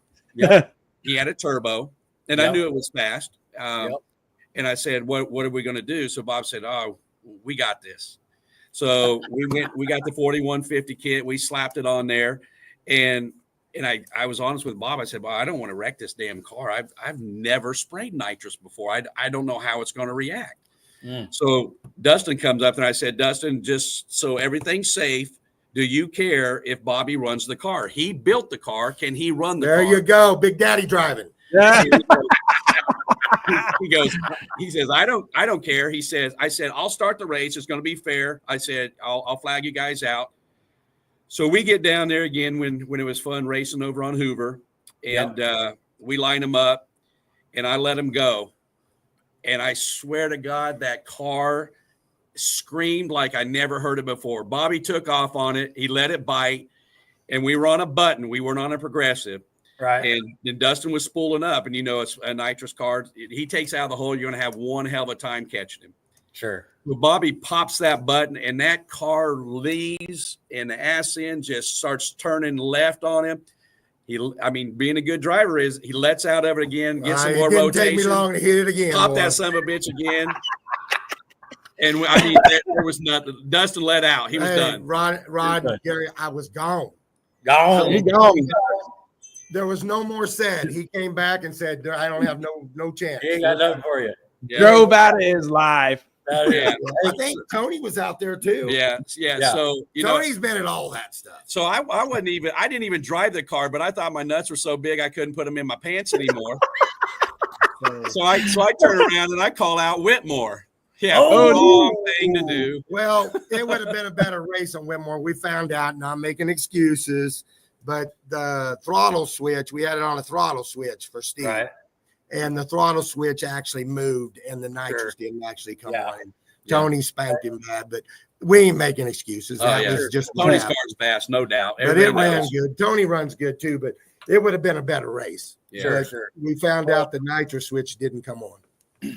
Hey guys, Baker, Tony's got a little comment here. He's got an initial for you called BMB. You know what that stands for? BMB. I just saw Big Money Baker. I guess so. Is that your initial? Yeah, right. Name? Tony, you're on. I know Baker what he's got. BMB. I know what he's got. No. Hey, I don't live in the Whitmore gated community. Oh, no, I've got a 2-bedroom shack, but I got nice cars. No, Whitmore gated community. Yeah, Steve's got more in his cars than his house. There you go. Hey, Fine. Clayton, Well, I do too. I can't say I don't either. Yeah, you could probably live in a freaking mansion with what you got. Yeah. But, Clayton Boyer says, wasn't this the start of the blacklist on the street? Is that what started that? Steve ended up putting that 540 in there. And now listen to this. He don't got a row bar or nothing. And Steve was out there running these guys down. No nitrous or nothing. We have nitrous on it. But I told Baker, I said, I don't care how fast you're going, Baker. You that car starts to roll, you're done. So I got on his case to get him to quit racing on the street because he ain't got a row bar in it. And I've seen another car that rolled on the street that did have a roll bar, and Baker would have been gone. Sure. So, you got to think, back in the day, I never thought about safety, but as you get older, safety comes into play. You know what I'm saying? Yes, sir. Yep. So, Baker's car's badass. It's an 8-second car all day long without a row bar, and that's insane. So, Mario Williams is watching right now too. I just seen. Cool. Yeah. Yeah. yeah, what do you got for me now, Mario? I wonder if he heard the whole story. Did he just get on? I just seen where he just got on. Up, so He missed the whole thing. Somebody said, hey, Baker's talking shit on you. Get on. Oh, he can watch it back. As soon as this is over, he can watch it back on YouTube. Oh, Lord. No, Mario, man. Mario's been, He's a good dude. I mean, this part of the family, I mean, we always joke Chevy, Ford, this and that, one or the other, but, built a lot of respect for a lot of guys over the years of racing. The street racing scene is, it's not what it used to be. These guys are, the Luke Hansons and those guys that are out there right now. They're just flat out doing it, man. They hook, they're good, they're light. And that's their thing. Us older guys, we want to kind of keep it controlled under the track. And it's kind of like these motorcycle guys. I mean, you guys are, I don't know, crazy or just I got a comment. Good at what you do. I got a comment. Mario Williams put on there. I hear a bunch of lies. Mario knows this. I don't lie. Oh, Okay. my man. It's one thing I don't need to lie because you got to be the best liar to remember everything. So I don't lie, Mario. And That's it. Oh, we had a lot of good times though. Tony says, I guess now that you got your engine upgrade and whatnot, make sure that switch is tight and let's rerun it. Run it back. Tony, that's the whole problem. We ain't got a row bar in that car. And I ain't kidding you. We put nitrous on it. That car would be a monster. Mm. But if something happened, I don't want to see my buddy go. There you go. So we cut that car back street days out. are done for us. So, anything can happen on the street, and we're way overpowered now. So like I said, God, if Steve died and I helped to be a part of it, I couldn't live with myself. Yeah. If you have a row bar and you're doing everything by the rules, yeah, you can all die from that too. But at least I wouldn't feel as bad, But you got some of the Gary. You got a picture of his car now, the white. His what he raced the 580 class. Yep, the Camaro. Yeah. Let's see. Rod, we was at an international. A friend called me out in my Chevelle. I went through that at 970 at 140 mile an hour with a lap belt. Yeah. And then I found out I had a front bushing and a front A-arm. I mean, that's why I asked you earlier if you had your seatbelt on when that pictures. I know how you roll. Yeah, I mean, it's crazy, but knock on wood, we haven't had nothing serious happen. But man, you know what happens if it happens at 140 mile an hour, you start rolling, you're done. Yeah. Oh yeah. Bad day. That's the night. That's the night we won our Wallies in Wichita. Yep. We both won Wallies. They had the Wally race that night. I won with Coppertone and he won with his car. Nice. So yeah, that was a good night. There's Coppertone. Yeah, there's Coppertone right there. 70 Nova. That Nova used to be Jeff Dickey's car. Okay. Right, you remember the blue one with the Hillborns hanging out? Oh yeah. That used to be Jeff Dickey's car. Yeah, he's Hayesville. The light blue Nova. I bought it and redid it and put the cow hood on it, and that car used to be a 580 car. I took my 565 out of it and put a 511 in it, or 514 Anthony Dawkins old street motor. Yeah. And that's a 6-wheel car. Let's just bring it up. Like, how did Stahl Baker Racing start? Well, it just happened. Well, Steve came to me and wanted to race, and then what we wanted to do, we know these racetracks are getting tough on, sponsors because the spectators aren't there as like they used to be, and then the track bite's getting expensive. So me and Steve came together and we talked about putting a program together, Stahl Racing, and help the racetracks. And so we know a lot of sponsors, and we go talk to the sponsors, and from doing that, they would help contribute to keep racing alive.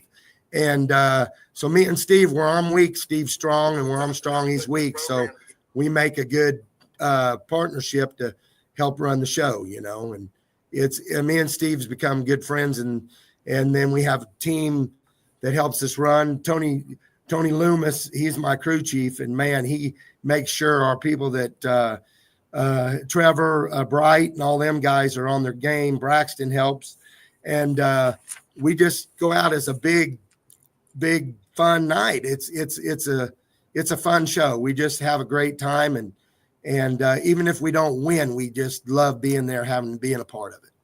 Yes. And then I help bring money to the table. When Wichita was having all the races, JR was running, I would pay the 580 class and the 470 class. So, wow.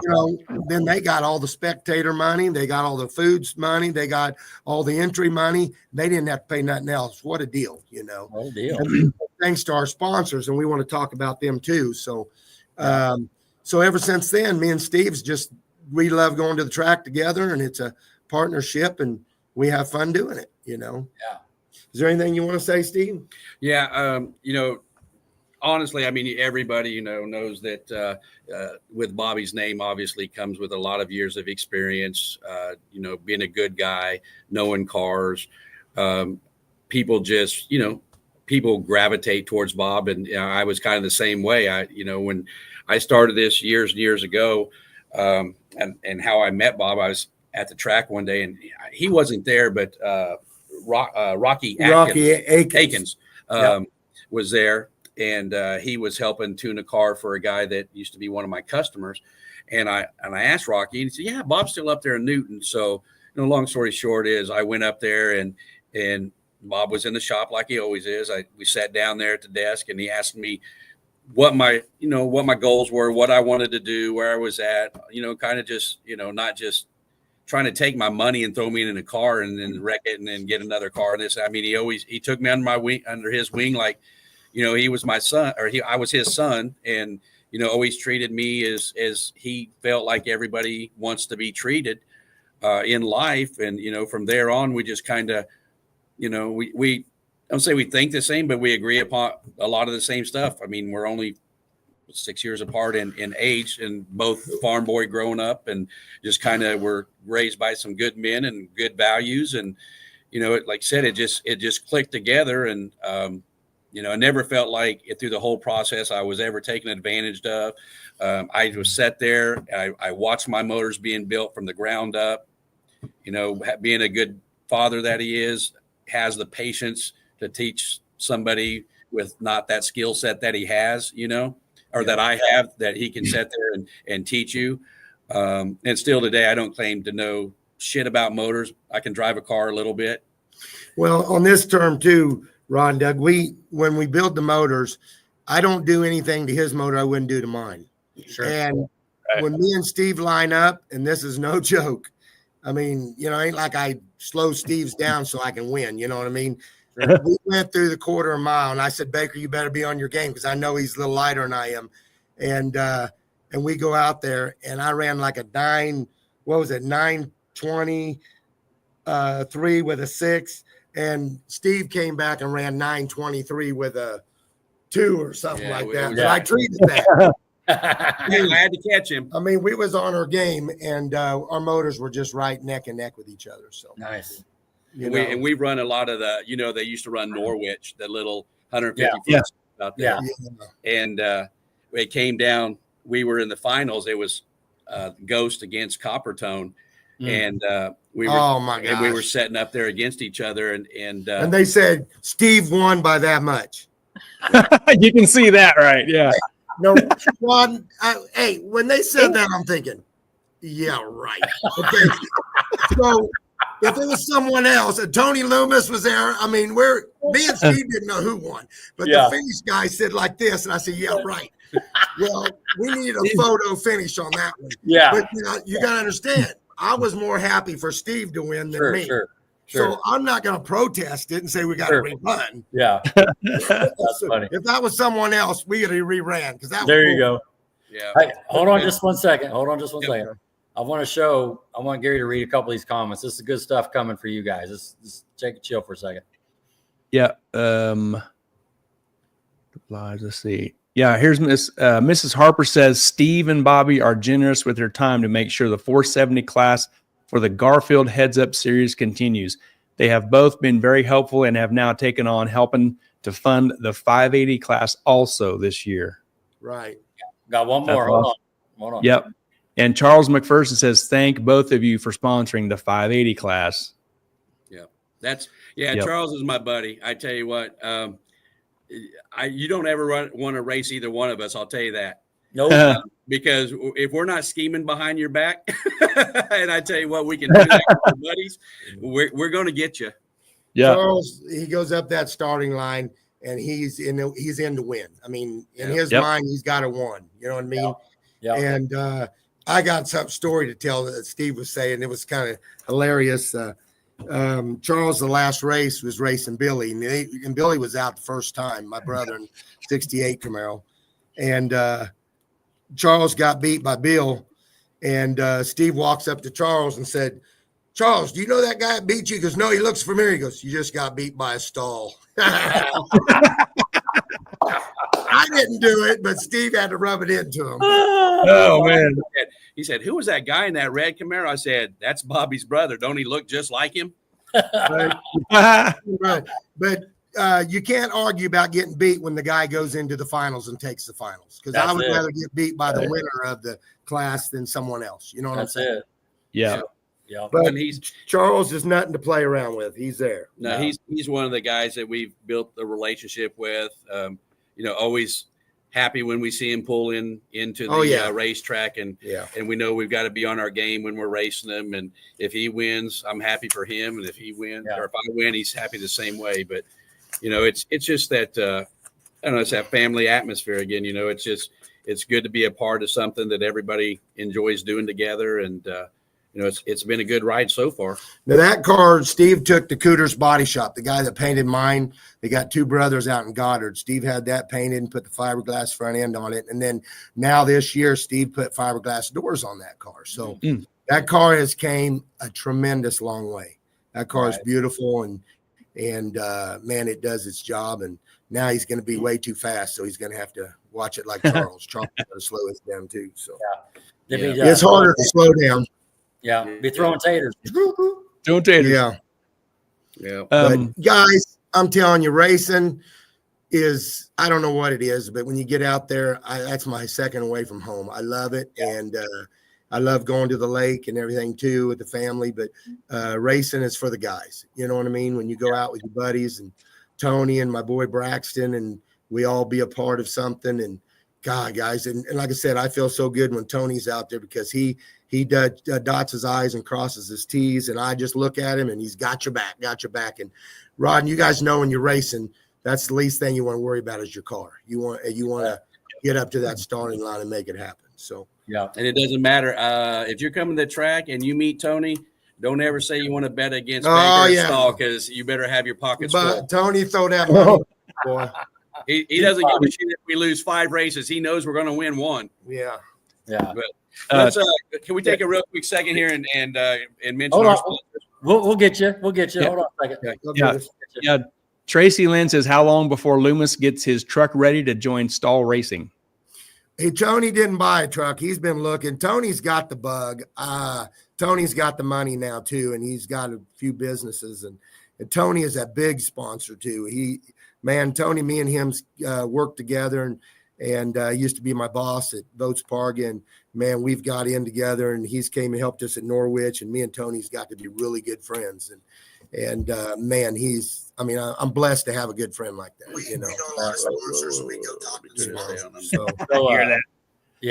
the double back. Yep. But Steve, give me just one more minute and we'll get there. Sure. Gary, you want to grab the Chevy too? Yep, we got the Chevy too. Bam. Yeah, that was in Wichita. That's Jimmy Holzman right behind the car. Yeah. I built that Chevy too. I wanted to go faster. I built it. Jay Ediger started it, and then something happened to Jay. And anyway, I turned around and took it to Steve Bruce. Steve Bruce is no longer around either, and put carbon fiber tubs in it. That car weighs 2,100 pounds. Ooh. And I just wanted to have a good time and enjoy it and go faster. And that car can go a lot faster than what it's doing. But 470 is a good level-headed class without really tearing up stuff, you know. Right. And I have had that car up on 2 wheels. I've been in the other lane when I shouldn't have been. It's been enormous. Right there's Arc City. The wheelie bars collapsed on me, and I didn't lift. I drove it all the way down, laid it down in the far side on the lane. I was racing Mike Cooper at that race. That was in Arc City, actually. Yeah. And then everybody tells me, Bob, that's some good driving. I wasn't driving. Wheels were in there all the way down. He was hanging on. Yeah, look, I'm out of my groove right now. Look at the tire. I'm heading over to the left. I laid that thing down probably 150 mile an hour on the big end. Yeah. Woo. So, nice. It's been crazy.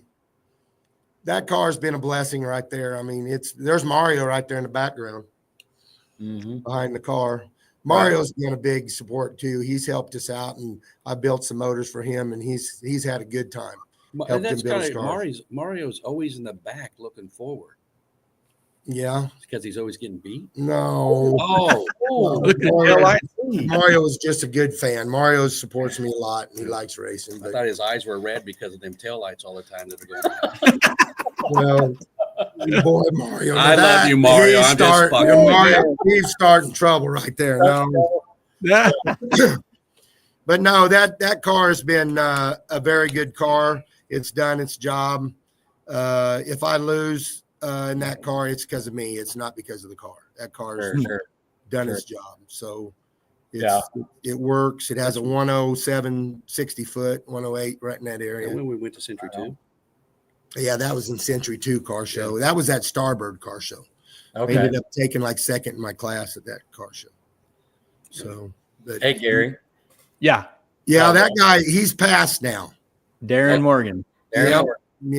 I think he had a heart attack or something, didn't he? Something. Yeah. He was a good guy. Yeah. And that was at the Chill. That was at the Chill. He sponsored a race or two before. Yeah. Yeah. A kid. I wonder if that's Kendall's car behind you. Is that Kendall Dean's car? I think it is. Yeah. I think it is. And I gotta hand it out to Kendall. Kendall builds some beautiful stuff. Yeah. Man, I mean, Kendall, wow, he does build some beautiful cars. So I got to give him kudos on that one. So, hey, Gary, go back to that picture with him up on the rear wheels there with the. So no joke, true story. The one more to the right. I'm on the starting line when you're doing this, and I look over at Harper, and he goes, "Does that guy lift?" And I go, and I said this, no joke. I said, Bobby Stahl is our local JJ the Boss. well, yeah, yes. You know what that means? No lift. That's right. Do you watch Street Outlaws, Bobby? I don't watch a lot of TV, but I have seen JJ the Boss. Yeah. No, but that's it right there. That's hilarious. I don't. When I leave that line, now don't get me wrong. I had to lift one day. I about hit the wall. I mean, that one about made my butt pucker a little bit. But you can go 470s in a small tire car. Yeah, that's what I'm saying. That's crazy. I wouldn't have been able to save it if I've done that. I don't think. Sure. But it's not that I couldn't do it. It's just you're riding on thin ice. I know you could. Well, if he's on the small tires, you wouldn't have them sissy bars behind you. No, you don't need those. You don't need those. But yeah, there were some good days. That car, if you want to know the truth, Gary Stevens painted that car, and it still looks beautiful. It's been painted since I got it on the road bar, that tag on it, and then early 90s. But that car, the checkerboard glows in the dark. Yeah. He put a fluorescent in the checkerboard, and that paint job, that fluorescent or the checkerboard glows in the dark. Yeah, so that's cool. There's Tony right there. Let's see. Is Tony in that one? Yeah, right there. Tony's right there beside me. And man, we go out to race. We have a good crew. I can't say go left. Tells the guys what to do and everything. Go left to right there. Who's the fellows with you? That's Brian. Brian, my neighbor down the street, Brian Smith. He's actually related to JR. And then right is my boy Braxton. He looks just like me. Yep. And then Tony Loomis, great friend. And then me. And then Trevor Bright, Brett Bright's boy. Yeah. Okay. He loves racing. And, man, you couldn't ask for enough. He's there every day. And, I mean, every time. He just loves being out there. So Trevor. That was the winner's circle one evening. And then we took the other winner's circle, too, during the day. So October 1st, 2024, just last year. Yeah. That was some good times. So this was early in the year. I go out to race and I don't look. I can be beat. I can be beat like anybody else. But when I get up that line, I mean, if you beat me, you done it. But if you don't, I'm going to give it everything I got. Yeah. That's our buddy right there. Yep. There's Chris. Chris is on right now. He's watching. He's commenting. Yep. Wichita dyno. Chris couldn't say enough. We dynoed the Chevy 2 there. And check the O2 sensors and everything. And I'm telling you, ever since I dynoed it with Chris, I've never burned a motor up since. That's great. I got a separate nitrous system on the Chevy 2. So I flip the switch. It has its own nitrous. It don't come from the back. I got a little tank in the front. Yeah, for the fuel. Yeah. And ever since I've done that and Chris dynoed it, when I turn the switches on, if they do their job, that's the least thing on my mind is hurting the motor. And that car is run religiously ever since we've done that. And thank you very much, Chris, for letting us do that. Cool. Chris had some hard times. He had a stroke and we went up and seen him in the hospital and cheered him up and got him going. And Chris is very blessed because he didn't lose his memory. He still can build the cars. Sharp as a tack. And a lot of people, when you have a stroke, you lose your memory, and he's got to be blessed for that. Yeah, he was there yesterday at Mel Hamilton. Yep. Seen him out and about. Yeah, his arm's not come back yet, but his memory's there and he can still function. So there you go. You know, Chris, me go back a long ways. Chris actually seen me racing before I even knew Chris back in Newton. He came from Peabody, Kansas, and he watched us and Corey and all of us race, Rod. Right. So back before I even knew Chris. So Here he is. Steve's car and Dino Dars, and like I said, we're very blessed. Found power we didn't know we had. Yeah. There you go. Yeah. Right. He says thank you here to you guys. Yeah. So we're telling the truth. We don't lie, Mario. And Chris says he's getting better every day. So Every day. good to hear. You care if I hit these sponsors real quick? That's what we're getting ready to do. So just talking through it. I don't know if you got one more picture there, Gary, but Just this is the last one right here. just want to like take the time now. And Steve, you can go first, or if Bobby wants to go last, we'll let Bobby go last. All right. Okay. And so, but this is the time you want to talk about just not only your sponsors, but just people who help you along the way, you know, and that sort of thing, and the give back. So go ahead and get that rolling. Okay. Yeah. Even though I put a lot of shit on Mario, he's my brother and I love him from day one. So I got to give him thanks. He actually contributes to our sponsorship as well. He has his own business here in Wichita. Clear Direction, where he's very influential on people with addictions and different challenges in life, and definitely appreciate his contributing factors to what we do. Hopefully we'll get to see him out. He's involved a lot with his kids. Great father. Want to see him out this year if we can. He's got a couple cars that he just needs to get over to Bob, get tuned up, and get running. Well, I give Mario a hard time because I think he's scared. He's getting older, he's getting scared. But I was trying to smooth it over. Hold on, Bobby. You'll get. I know, but I got to say, but Mario, the reason he don't come out a lot is because his boy is in basketball. Sure, Mario, he is very loyal to his family. So sure. Good dude. Okay. Yeah. I just wanted to add that in. And then the number one guy that we got to give everything to here below the God standard is Daryl Palmer. If it wasn't for Daryl, I don't know what we would do. We rely upon Daryl so heavily for his knowledge, everything that he does, all the hours that he puts in at the shop. He's 81 years old. All the knowledge. Daryl is, if you know Daryl, you know Daryl. He's a godsend, just a great guy. Very blessed to have met him in this lifetime. Yeah. And this from Daryl down, no particular order, just as I wrote him down here. Scott Baruth with AutoSmart. Very, very good guy, contributes a lot of money, loves racing. I don't think you'll ever see this guy not stop giving money, not stop being at races. He's got a daughter that's coming up that she'll probably get the bug here, and I'm sure he'll get her into something and do some racing. Our buddy JR, I tell you what, JR is one of those guys that in life you will never forget, kind of like a Bobby Stahl. JR is he's crazy. Yeah, I don't know. You can't say enough about the guy. I mean, there's no words to explain how much of help he's been in the whole grand scheme of things as well. A lot of dollars have come from that pocket to this whole community as racers. Yeah. Rob Holzman out there at Holzman, always anything you need over there for him, chassis work, anything for him, knowledge, just go, or him and Carol, you just want to go in and say hi. Yeah. Just go in and say hi. It's nice to, just chop it up with them. Chris Lovett over there, Wichita Dyno, said Chris, with all the years of experience and knowledge and his boy and everything they've been through. Obviously there's a God in it. It comes through and shows in. I got a story to tell you on that. He's excelled. This is how much Chris loves racing. Now, Chris is down. He had a stroke. He's sitting in the hospital. And we're getting ready to race, and we're looking for sponsors. And Chris wanted to give us $300. Now, this man's down now to contribute toward our sponsor, and I wouldn't let him do it. And we got into an argument over it, and I wouldn't let him do it because this man's got his family to take care of. He just had a stroke, and he was loving racing so much he still wanted to contribute $300 to our program. Man. So, and I didn't take him up on it. I told him, you keep your money, you got family to take care of first. So just want to let you know how much Chris loves racing. Yeah.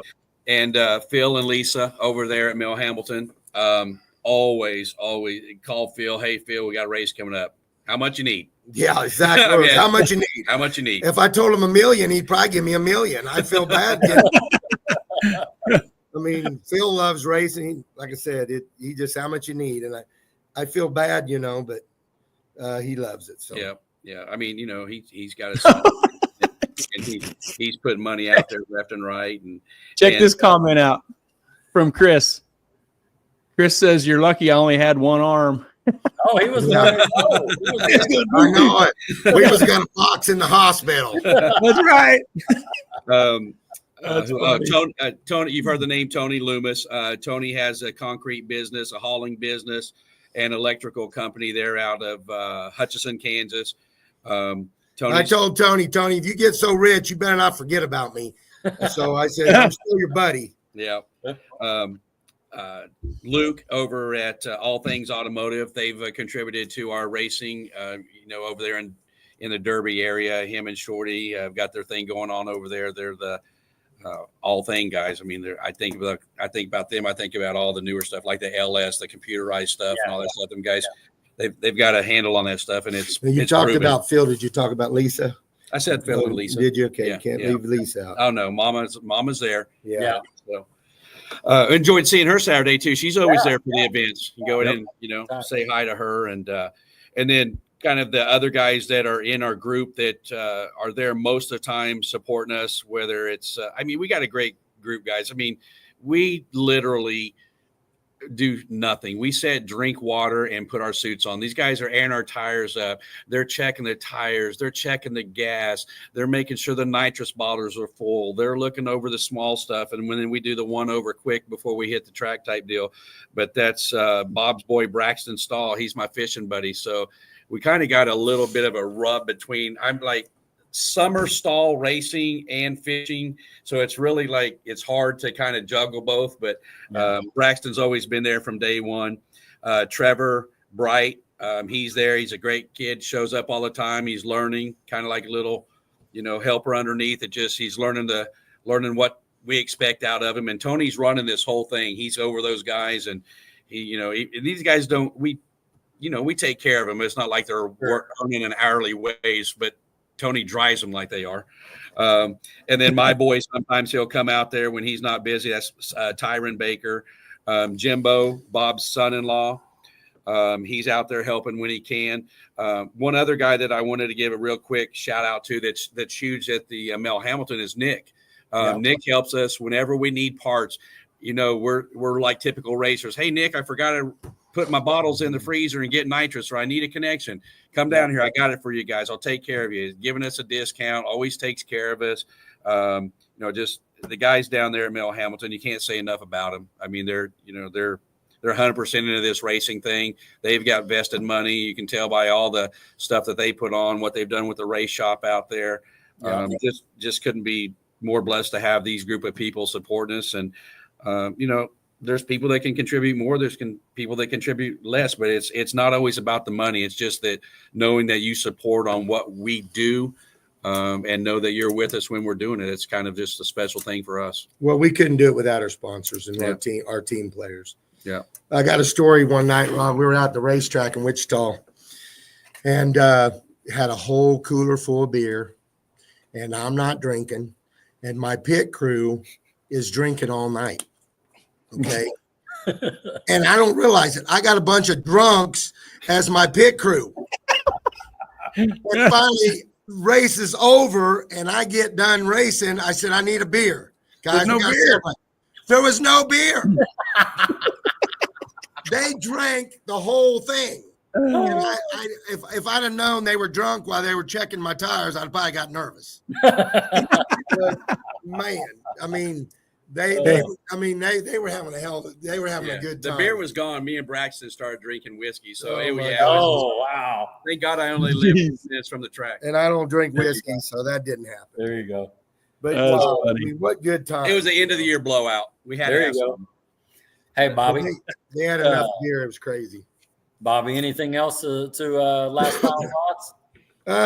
We got another sponsor, Rick Bernard. He owns Sonic. He's in the Bahamas right now as we speak. He has been a big contributor. He likes rounding like Phil does and stuff. And Rick likes drag racing too. So he's a big sponsor for us every time we have a race. And like I said, he's good. And then we got Paul Partridge. He owns a roofing company out of Newton. And then we got Joe Fletcher, Fletcher, JC Flooring and Design. He lives out by Call Lake. He's been wanting to race for since he was a kid. He used to watch me race, and Joe's went through some rough times in his life, and I got to give him total respect for turning his life around, guys. And he's been through hell and back. And today he ended up buying one of my cars that I had parts laying around. I built it for him. He's going to be out. The car weighs 2,500 pounds, and we put a 511 in it, and it ought to run some 6.0s on the motor. Cool. And he wants to run the 650 class. Yeah. And it could run faster than that because the car only weighs 2,500 pounds. So he's going to come out this next year. He was driving Coppertone the last run at Arc City because I didn't get his car done. So I brought Coppertone down to let him try it out. And he gets out of the car and his hands just going like this, and he just nervous. And but Joe Fletcher is going to be a big part next year, and his dream is to be in the winner's circle. So there you go. He's gonna sponsor us too next year. He has a great flooring business, and guys, like I said, without our sponsors and without our team players, and if it wasn't fun, we wouldn't do it. You know what I mean? Right. And it is a fun day. And we look forward to going out every time when we do that. When you made the comment about being drunk, but Tony said, but you won. Yeah, we won. Yeah, we won that night. I was going to celebrate. Yeah. You know? Yeah. We had no beer. Right. I was wanting to celebrate. And Tony goes, we're out of beer. I said, you drank it all? I couldn't believe it, guys. The cooler was topped, and they drank all of it. I'm surprised they didn't block it. That's how much confidence they had in you. They knew you were going to win, so they just started early. Yeah, so they like I said, they didn't let me down. And Tony, all I got to do is look at him, and I don't even have to question him. He just says, got it. You know, he knows I'm going to tie. But we don't see Tony every day, but on race day, Tony shows up, and it's like we haven't, we see each other every day. So Tony's got it in his blood too. He loves racing. So very cool. I can't say enough. It is. And then, I like doing other things too. Going to the lake and stuff like that. But racing has always been a passion. And Rod, we're still doing it. So it's got to be a passion because, things cost so much money. Yeah. And parts are getting hard to find, and they're not the best parts anymore. And like I said, I work nonstop just to enjoy my life, So. Well, you're doing a good job at it. Yeah, right. I try to balance it because, if you have a family, like I said, when we used to go racing, it'd be the family. I used to bring the kids 4-wheelers and let them drive around the track, and when I was out racing, then when I was up at the line, they'd be in the stands and then we go snow skiing and go to the lake and stuff. It just wasn't all racing, Sure. He taught me one thing about it. I asked him, I said, how have you been married so long and still have a wife? Because it's hard. Well, on the day, I can honestly say my wife has put up with a lot, and she knew that was my passion, and she was happy for me. Now, she's not much of a drag racer, but she would always be there to support it. You know what I'm saying? So got to balance it. Yeah, she's been behind the whole scenes, and now the kids get older. They got their own lives, but Braxton's a big part of it, and we spend a lot of time doing that. He's helped get the cars, loaded up on the trailers and do all that stuff and get the gas and all that. So driving them back and forth. It's just been a blessing. I can say God's blessed us well, and I wouldn't change it for the world. So nice. Well said. Great. We appreciate you coming on. You guys did a wonderful job. A lot of comments, a lot of people coming on, and the stories were just fantastic. And you definitely hit the mark. We were talking about it yesterday at Mel Hamilton, and kind of did a pregame and well done. Gary, you got anything? I don't, man. Just this was super fun. This was just as awesome as I believed it would be. Just kicking it with you guys yesterday afternoon a little bit, and we just it gave us a good feel for how this was going to go, and it's exactly how it was going to be. It was great. Well, there's nothing like, in my mind there's nothing like seeing someone that you help. It ain't all about me. I don't care if I win. I mean, I'm going to not give it away, but if I go out and it's someone that I've supported and helped build, if I see them win, that is so much. I mean, proud that, the team we do together is what I'm saying. Yep. It's all about helping other people. Yeah. And seeing his dreams come true, And you've only heard about a quarter. We could do 20 of these. Oh, yeah. Sure. Sure. Well, and for, just the chair Gary and I sat in, and from, just on behalf of the racing community, we really appreciate what you guys are bringing to the table. The passion, the little dollars you're coming in for the 475/80 class, things you're doing with Mel Hamilton and Mad. We really appreciate that and continue to grow. We'll be out there the same weekend you guys are. Rod, if there's anybody else that'd like to contribute to help support the program, they could put something together to help the racetracks. I'm all for it, guys.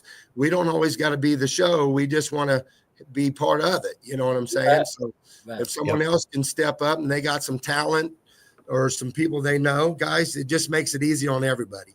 There you go. And we're all racers and we all win together if we all play together, Right on. Yeah, we definitely appreciate you guys inviting us on. We like that, and appreciate the opportunity to just kind of get our stories out there. And we tune in and listen to you guys and hear other guys' stuff, and just it was a pleasure. Appreciate it. And Rod, me and you go back. Yeah. I mean, Shane and all them, we go back a long ways. Yeah, we do. I mean, 30 years. like we started yesterday. It's the truth behind all that stuff. What we do is we've done the same for years. Yeah, agree. I don't like to watch. I like to be a participant. Yeah. Which costs a lot more money. Yeah. What's Jeff saying there, Gary? There's a comment before that didn't come up on the side over here, but Joe Fletcher says, "I can't wait to get this season started." Nice. Oh, he's losing sleep, guys. Hey, that guy, he's got his car. He's got a barn dominium, and he lives in this barn. He's got his car right there, so he can eat lunch and dinner and look at the car. Perfect. I mean, Perfect. The car. If I pull up on the phone, it is a nice car. Well, it's the Gold Dust, the old Gold Nova. Yeah, and Joe, can you send a picture on there? You probably can't. No, not here. Okay. Yeah. What's Jeff? Jeff Berger says you couldn't ask for better people. Tony, Steve, and Bobby are the best. Yeah. Well, I don't. That's one thing you got to be is when you're racing, you just got to be humble. I mean, I'm not going to get a big head. It's nothing like that. I just, I mean, don't get me wrong. I'm proud of what I do, but I don't get a big head and get. There's a lot of people get too big for the britches and they get a big head and then they want to get cocky, and I don't. Yeah. My attitude is I can be beat on race day. Show up. There you go. And if you win, I'm going to shake your hand and say you've done it. You know what I'm saying? But I'm not going to give it away. There you go. Yep. So it'll be fun. But we have a great time. I'm looking for Joe's car because he's going to be out next year, and I feel he's so fired up about racing that he wants to. His dream is to be in the winner's circle. There you go. Winner's circle. I have goals, And I believe if you got a dream, you can make it happen. And I think he will be there because he's really dedicated to make it happen. Yeah. Well, the chances of him getting in the winner's circle, if he shows up to the race, he's got a chance. Yeah. Oh yeah. Well, if he's got you in his corner, he's going to get there. There you go. Well, now that he's got, he's taught me where I'm at. Here's his car, guys. Concentrate. I don't know if you got to hold it right here. Here's his car. Yeah. Oh yeah. Okay. Look at that. Yeah. Yep. Very good. That showed up real good. Yeah. Yeah. We got it sitting down good, and it'll be a pretty nice car. And he'll be able to take and concentrate his time on working with Joe and get him to the level of where I'm at now. So because he's taught me, and I'm where I need to be, and now this is Joe's goal. He wants to beat me. Okay. That's big. But it don't matter. You've beat me, Baker. Yeah. I haven't beat you in your 470 car. Well, you ain't ran 470. Speaking of which, he's beat me in the copper tone. The Corvette will probably make it out this year. Yeah, we're going to try to get the Corvette in the 470 class. So okay, another one. Hey, Baker's beat me in the copper tone. The reason he beat me in the 470 is because he ain't ran the 470. Yeah, there she is. Is that the Corvette? Yeah. So that looks like it's Frank Holzman's. Yep, that's well when we took it in, that used to be, you remember that was Jeff's car, and it was an all blower setup car, and we took that. Actually, we didn't even have that blower motor. We bought the car as a shell. Yeah, and then we put a 632 in. We put Randy Statham went somewhere and bought this 632 and told me about it. So we swapped it over, and then Rob built the zoomies on it and checked it all out, and it's ready to go. And we fired it up last year, and we just have some training stuff that we need to do to get it dialed in. But on motor, it should put us, we're thinking probably close to that 480, 490 mark. That car weighs about what the Chevy 2 does, and it made as much horsepower as a Chevy 2. So we're right in there. Dang. So that's a carbon fiber. That's a carbon fiber body on that one. Yeah. Okay. So Baker's got to get them conies. Oh, yeah. Bet you I lived the first time. He's got to get them conies. but I told him once he drives that, he won't go back to the 580. Yeah. Right. You know, he'll when he runs a 580, he'll put his arm up on the row bar and drive it just like going on a Sunday cruise. That's great. All right, guys, we better All get. right. We appreciate it. Okay. Good night. Thanks, all right. guys. Hey, appreciate everybody. Okay. Yep. Thanks, guys. We'll see you at the track.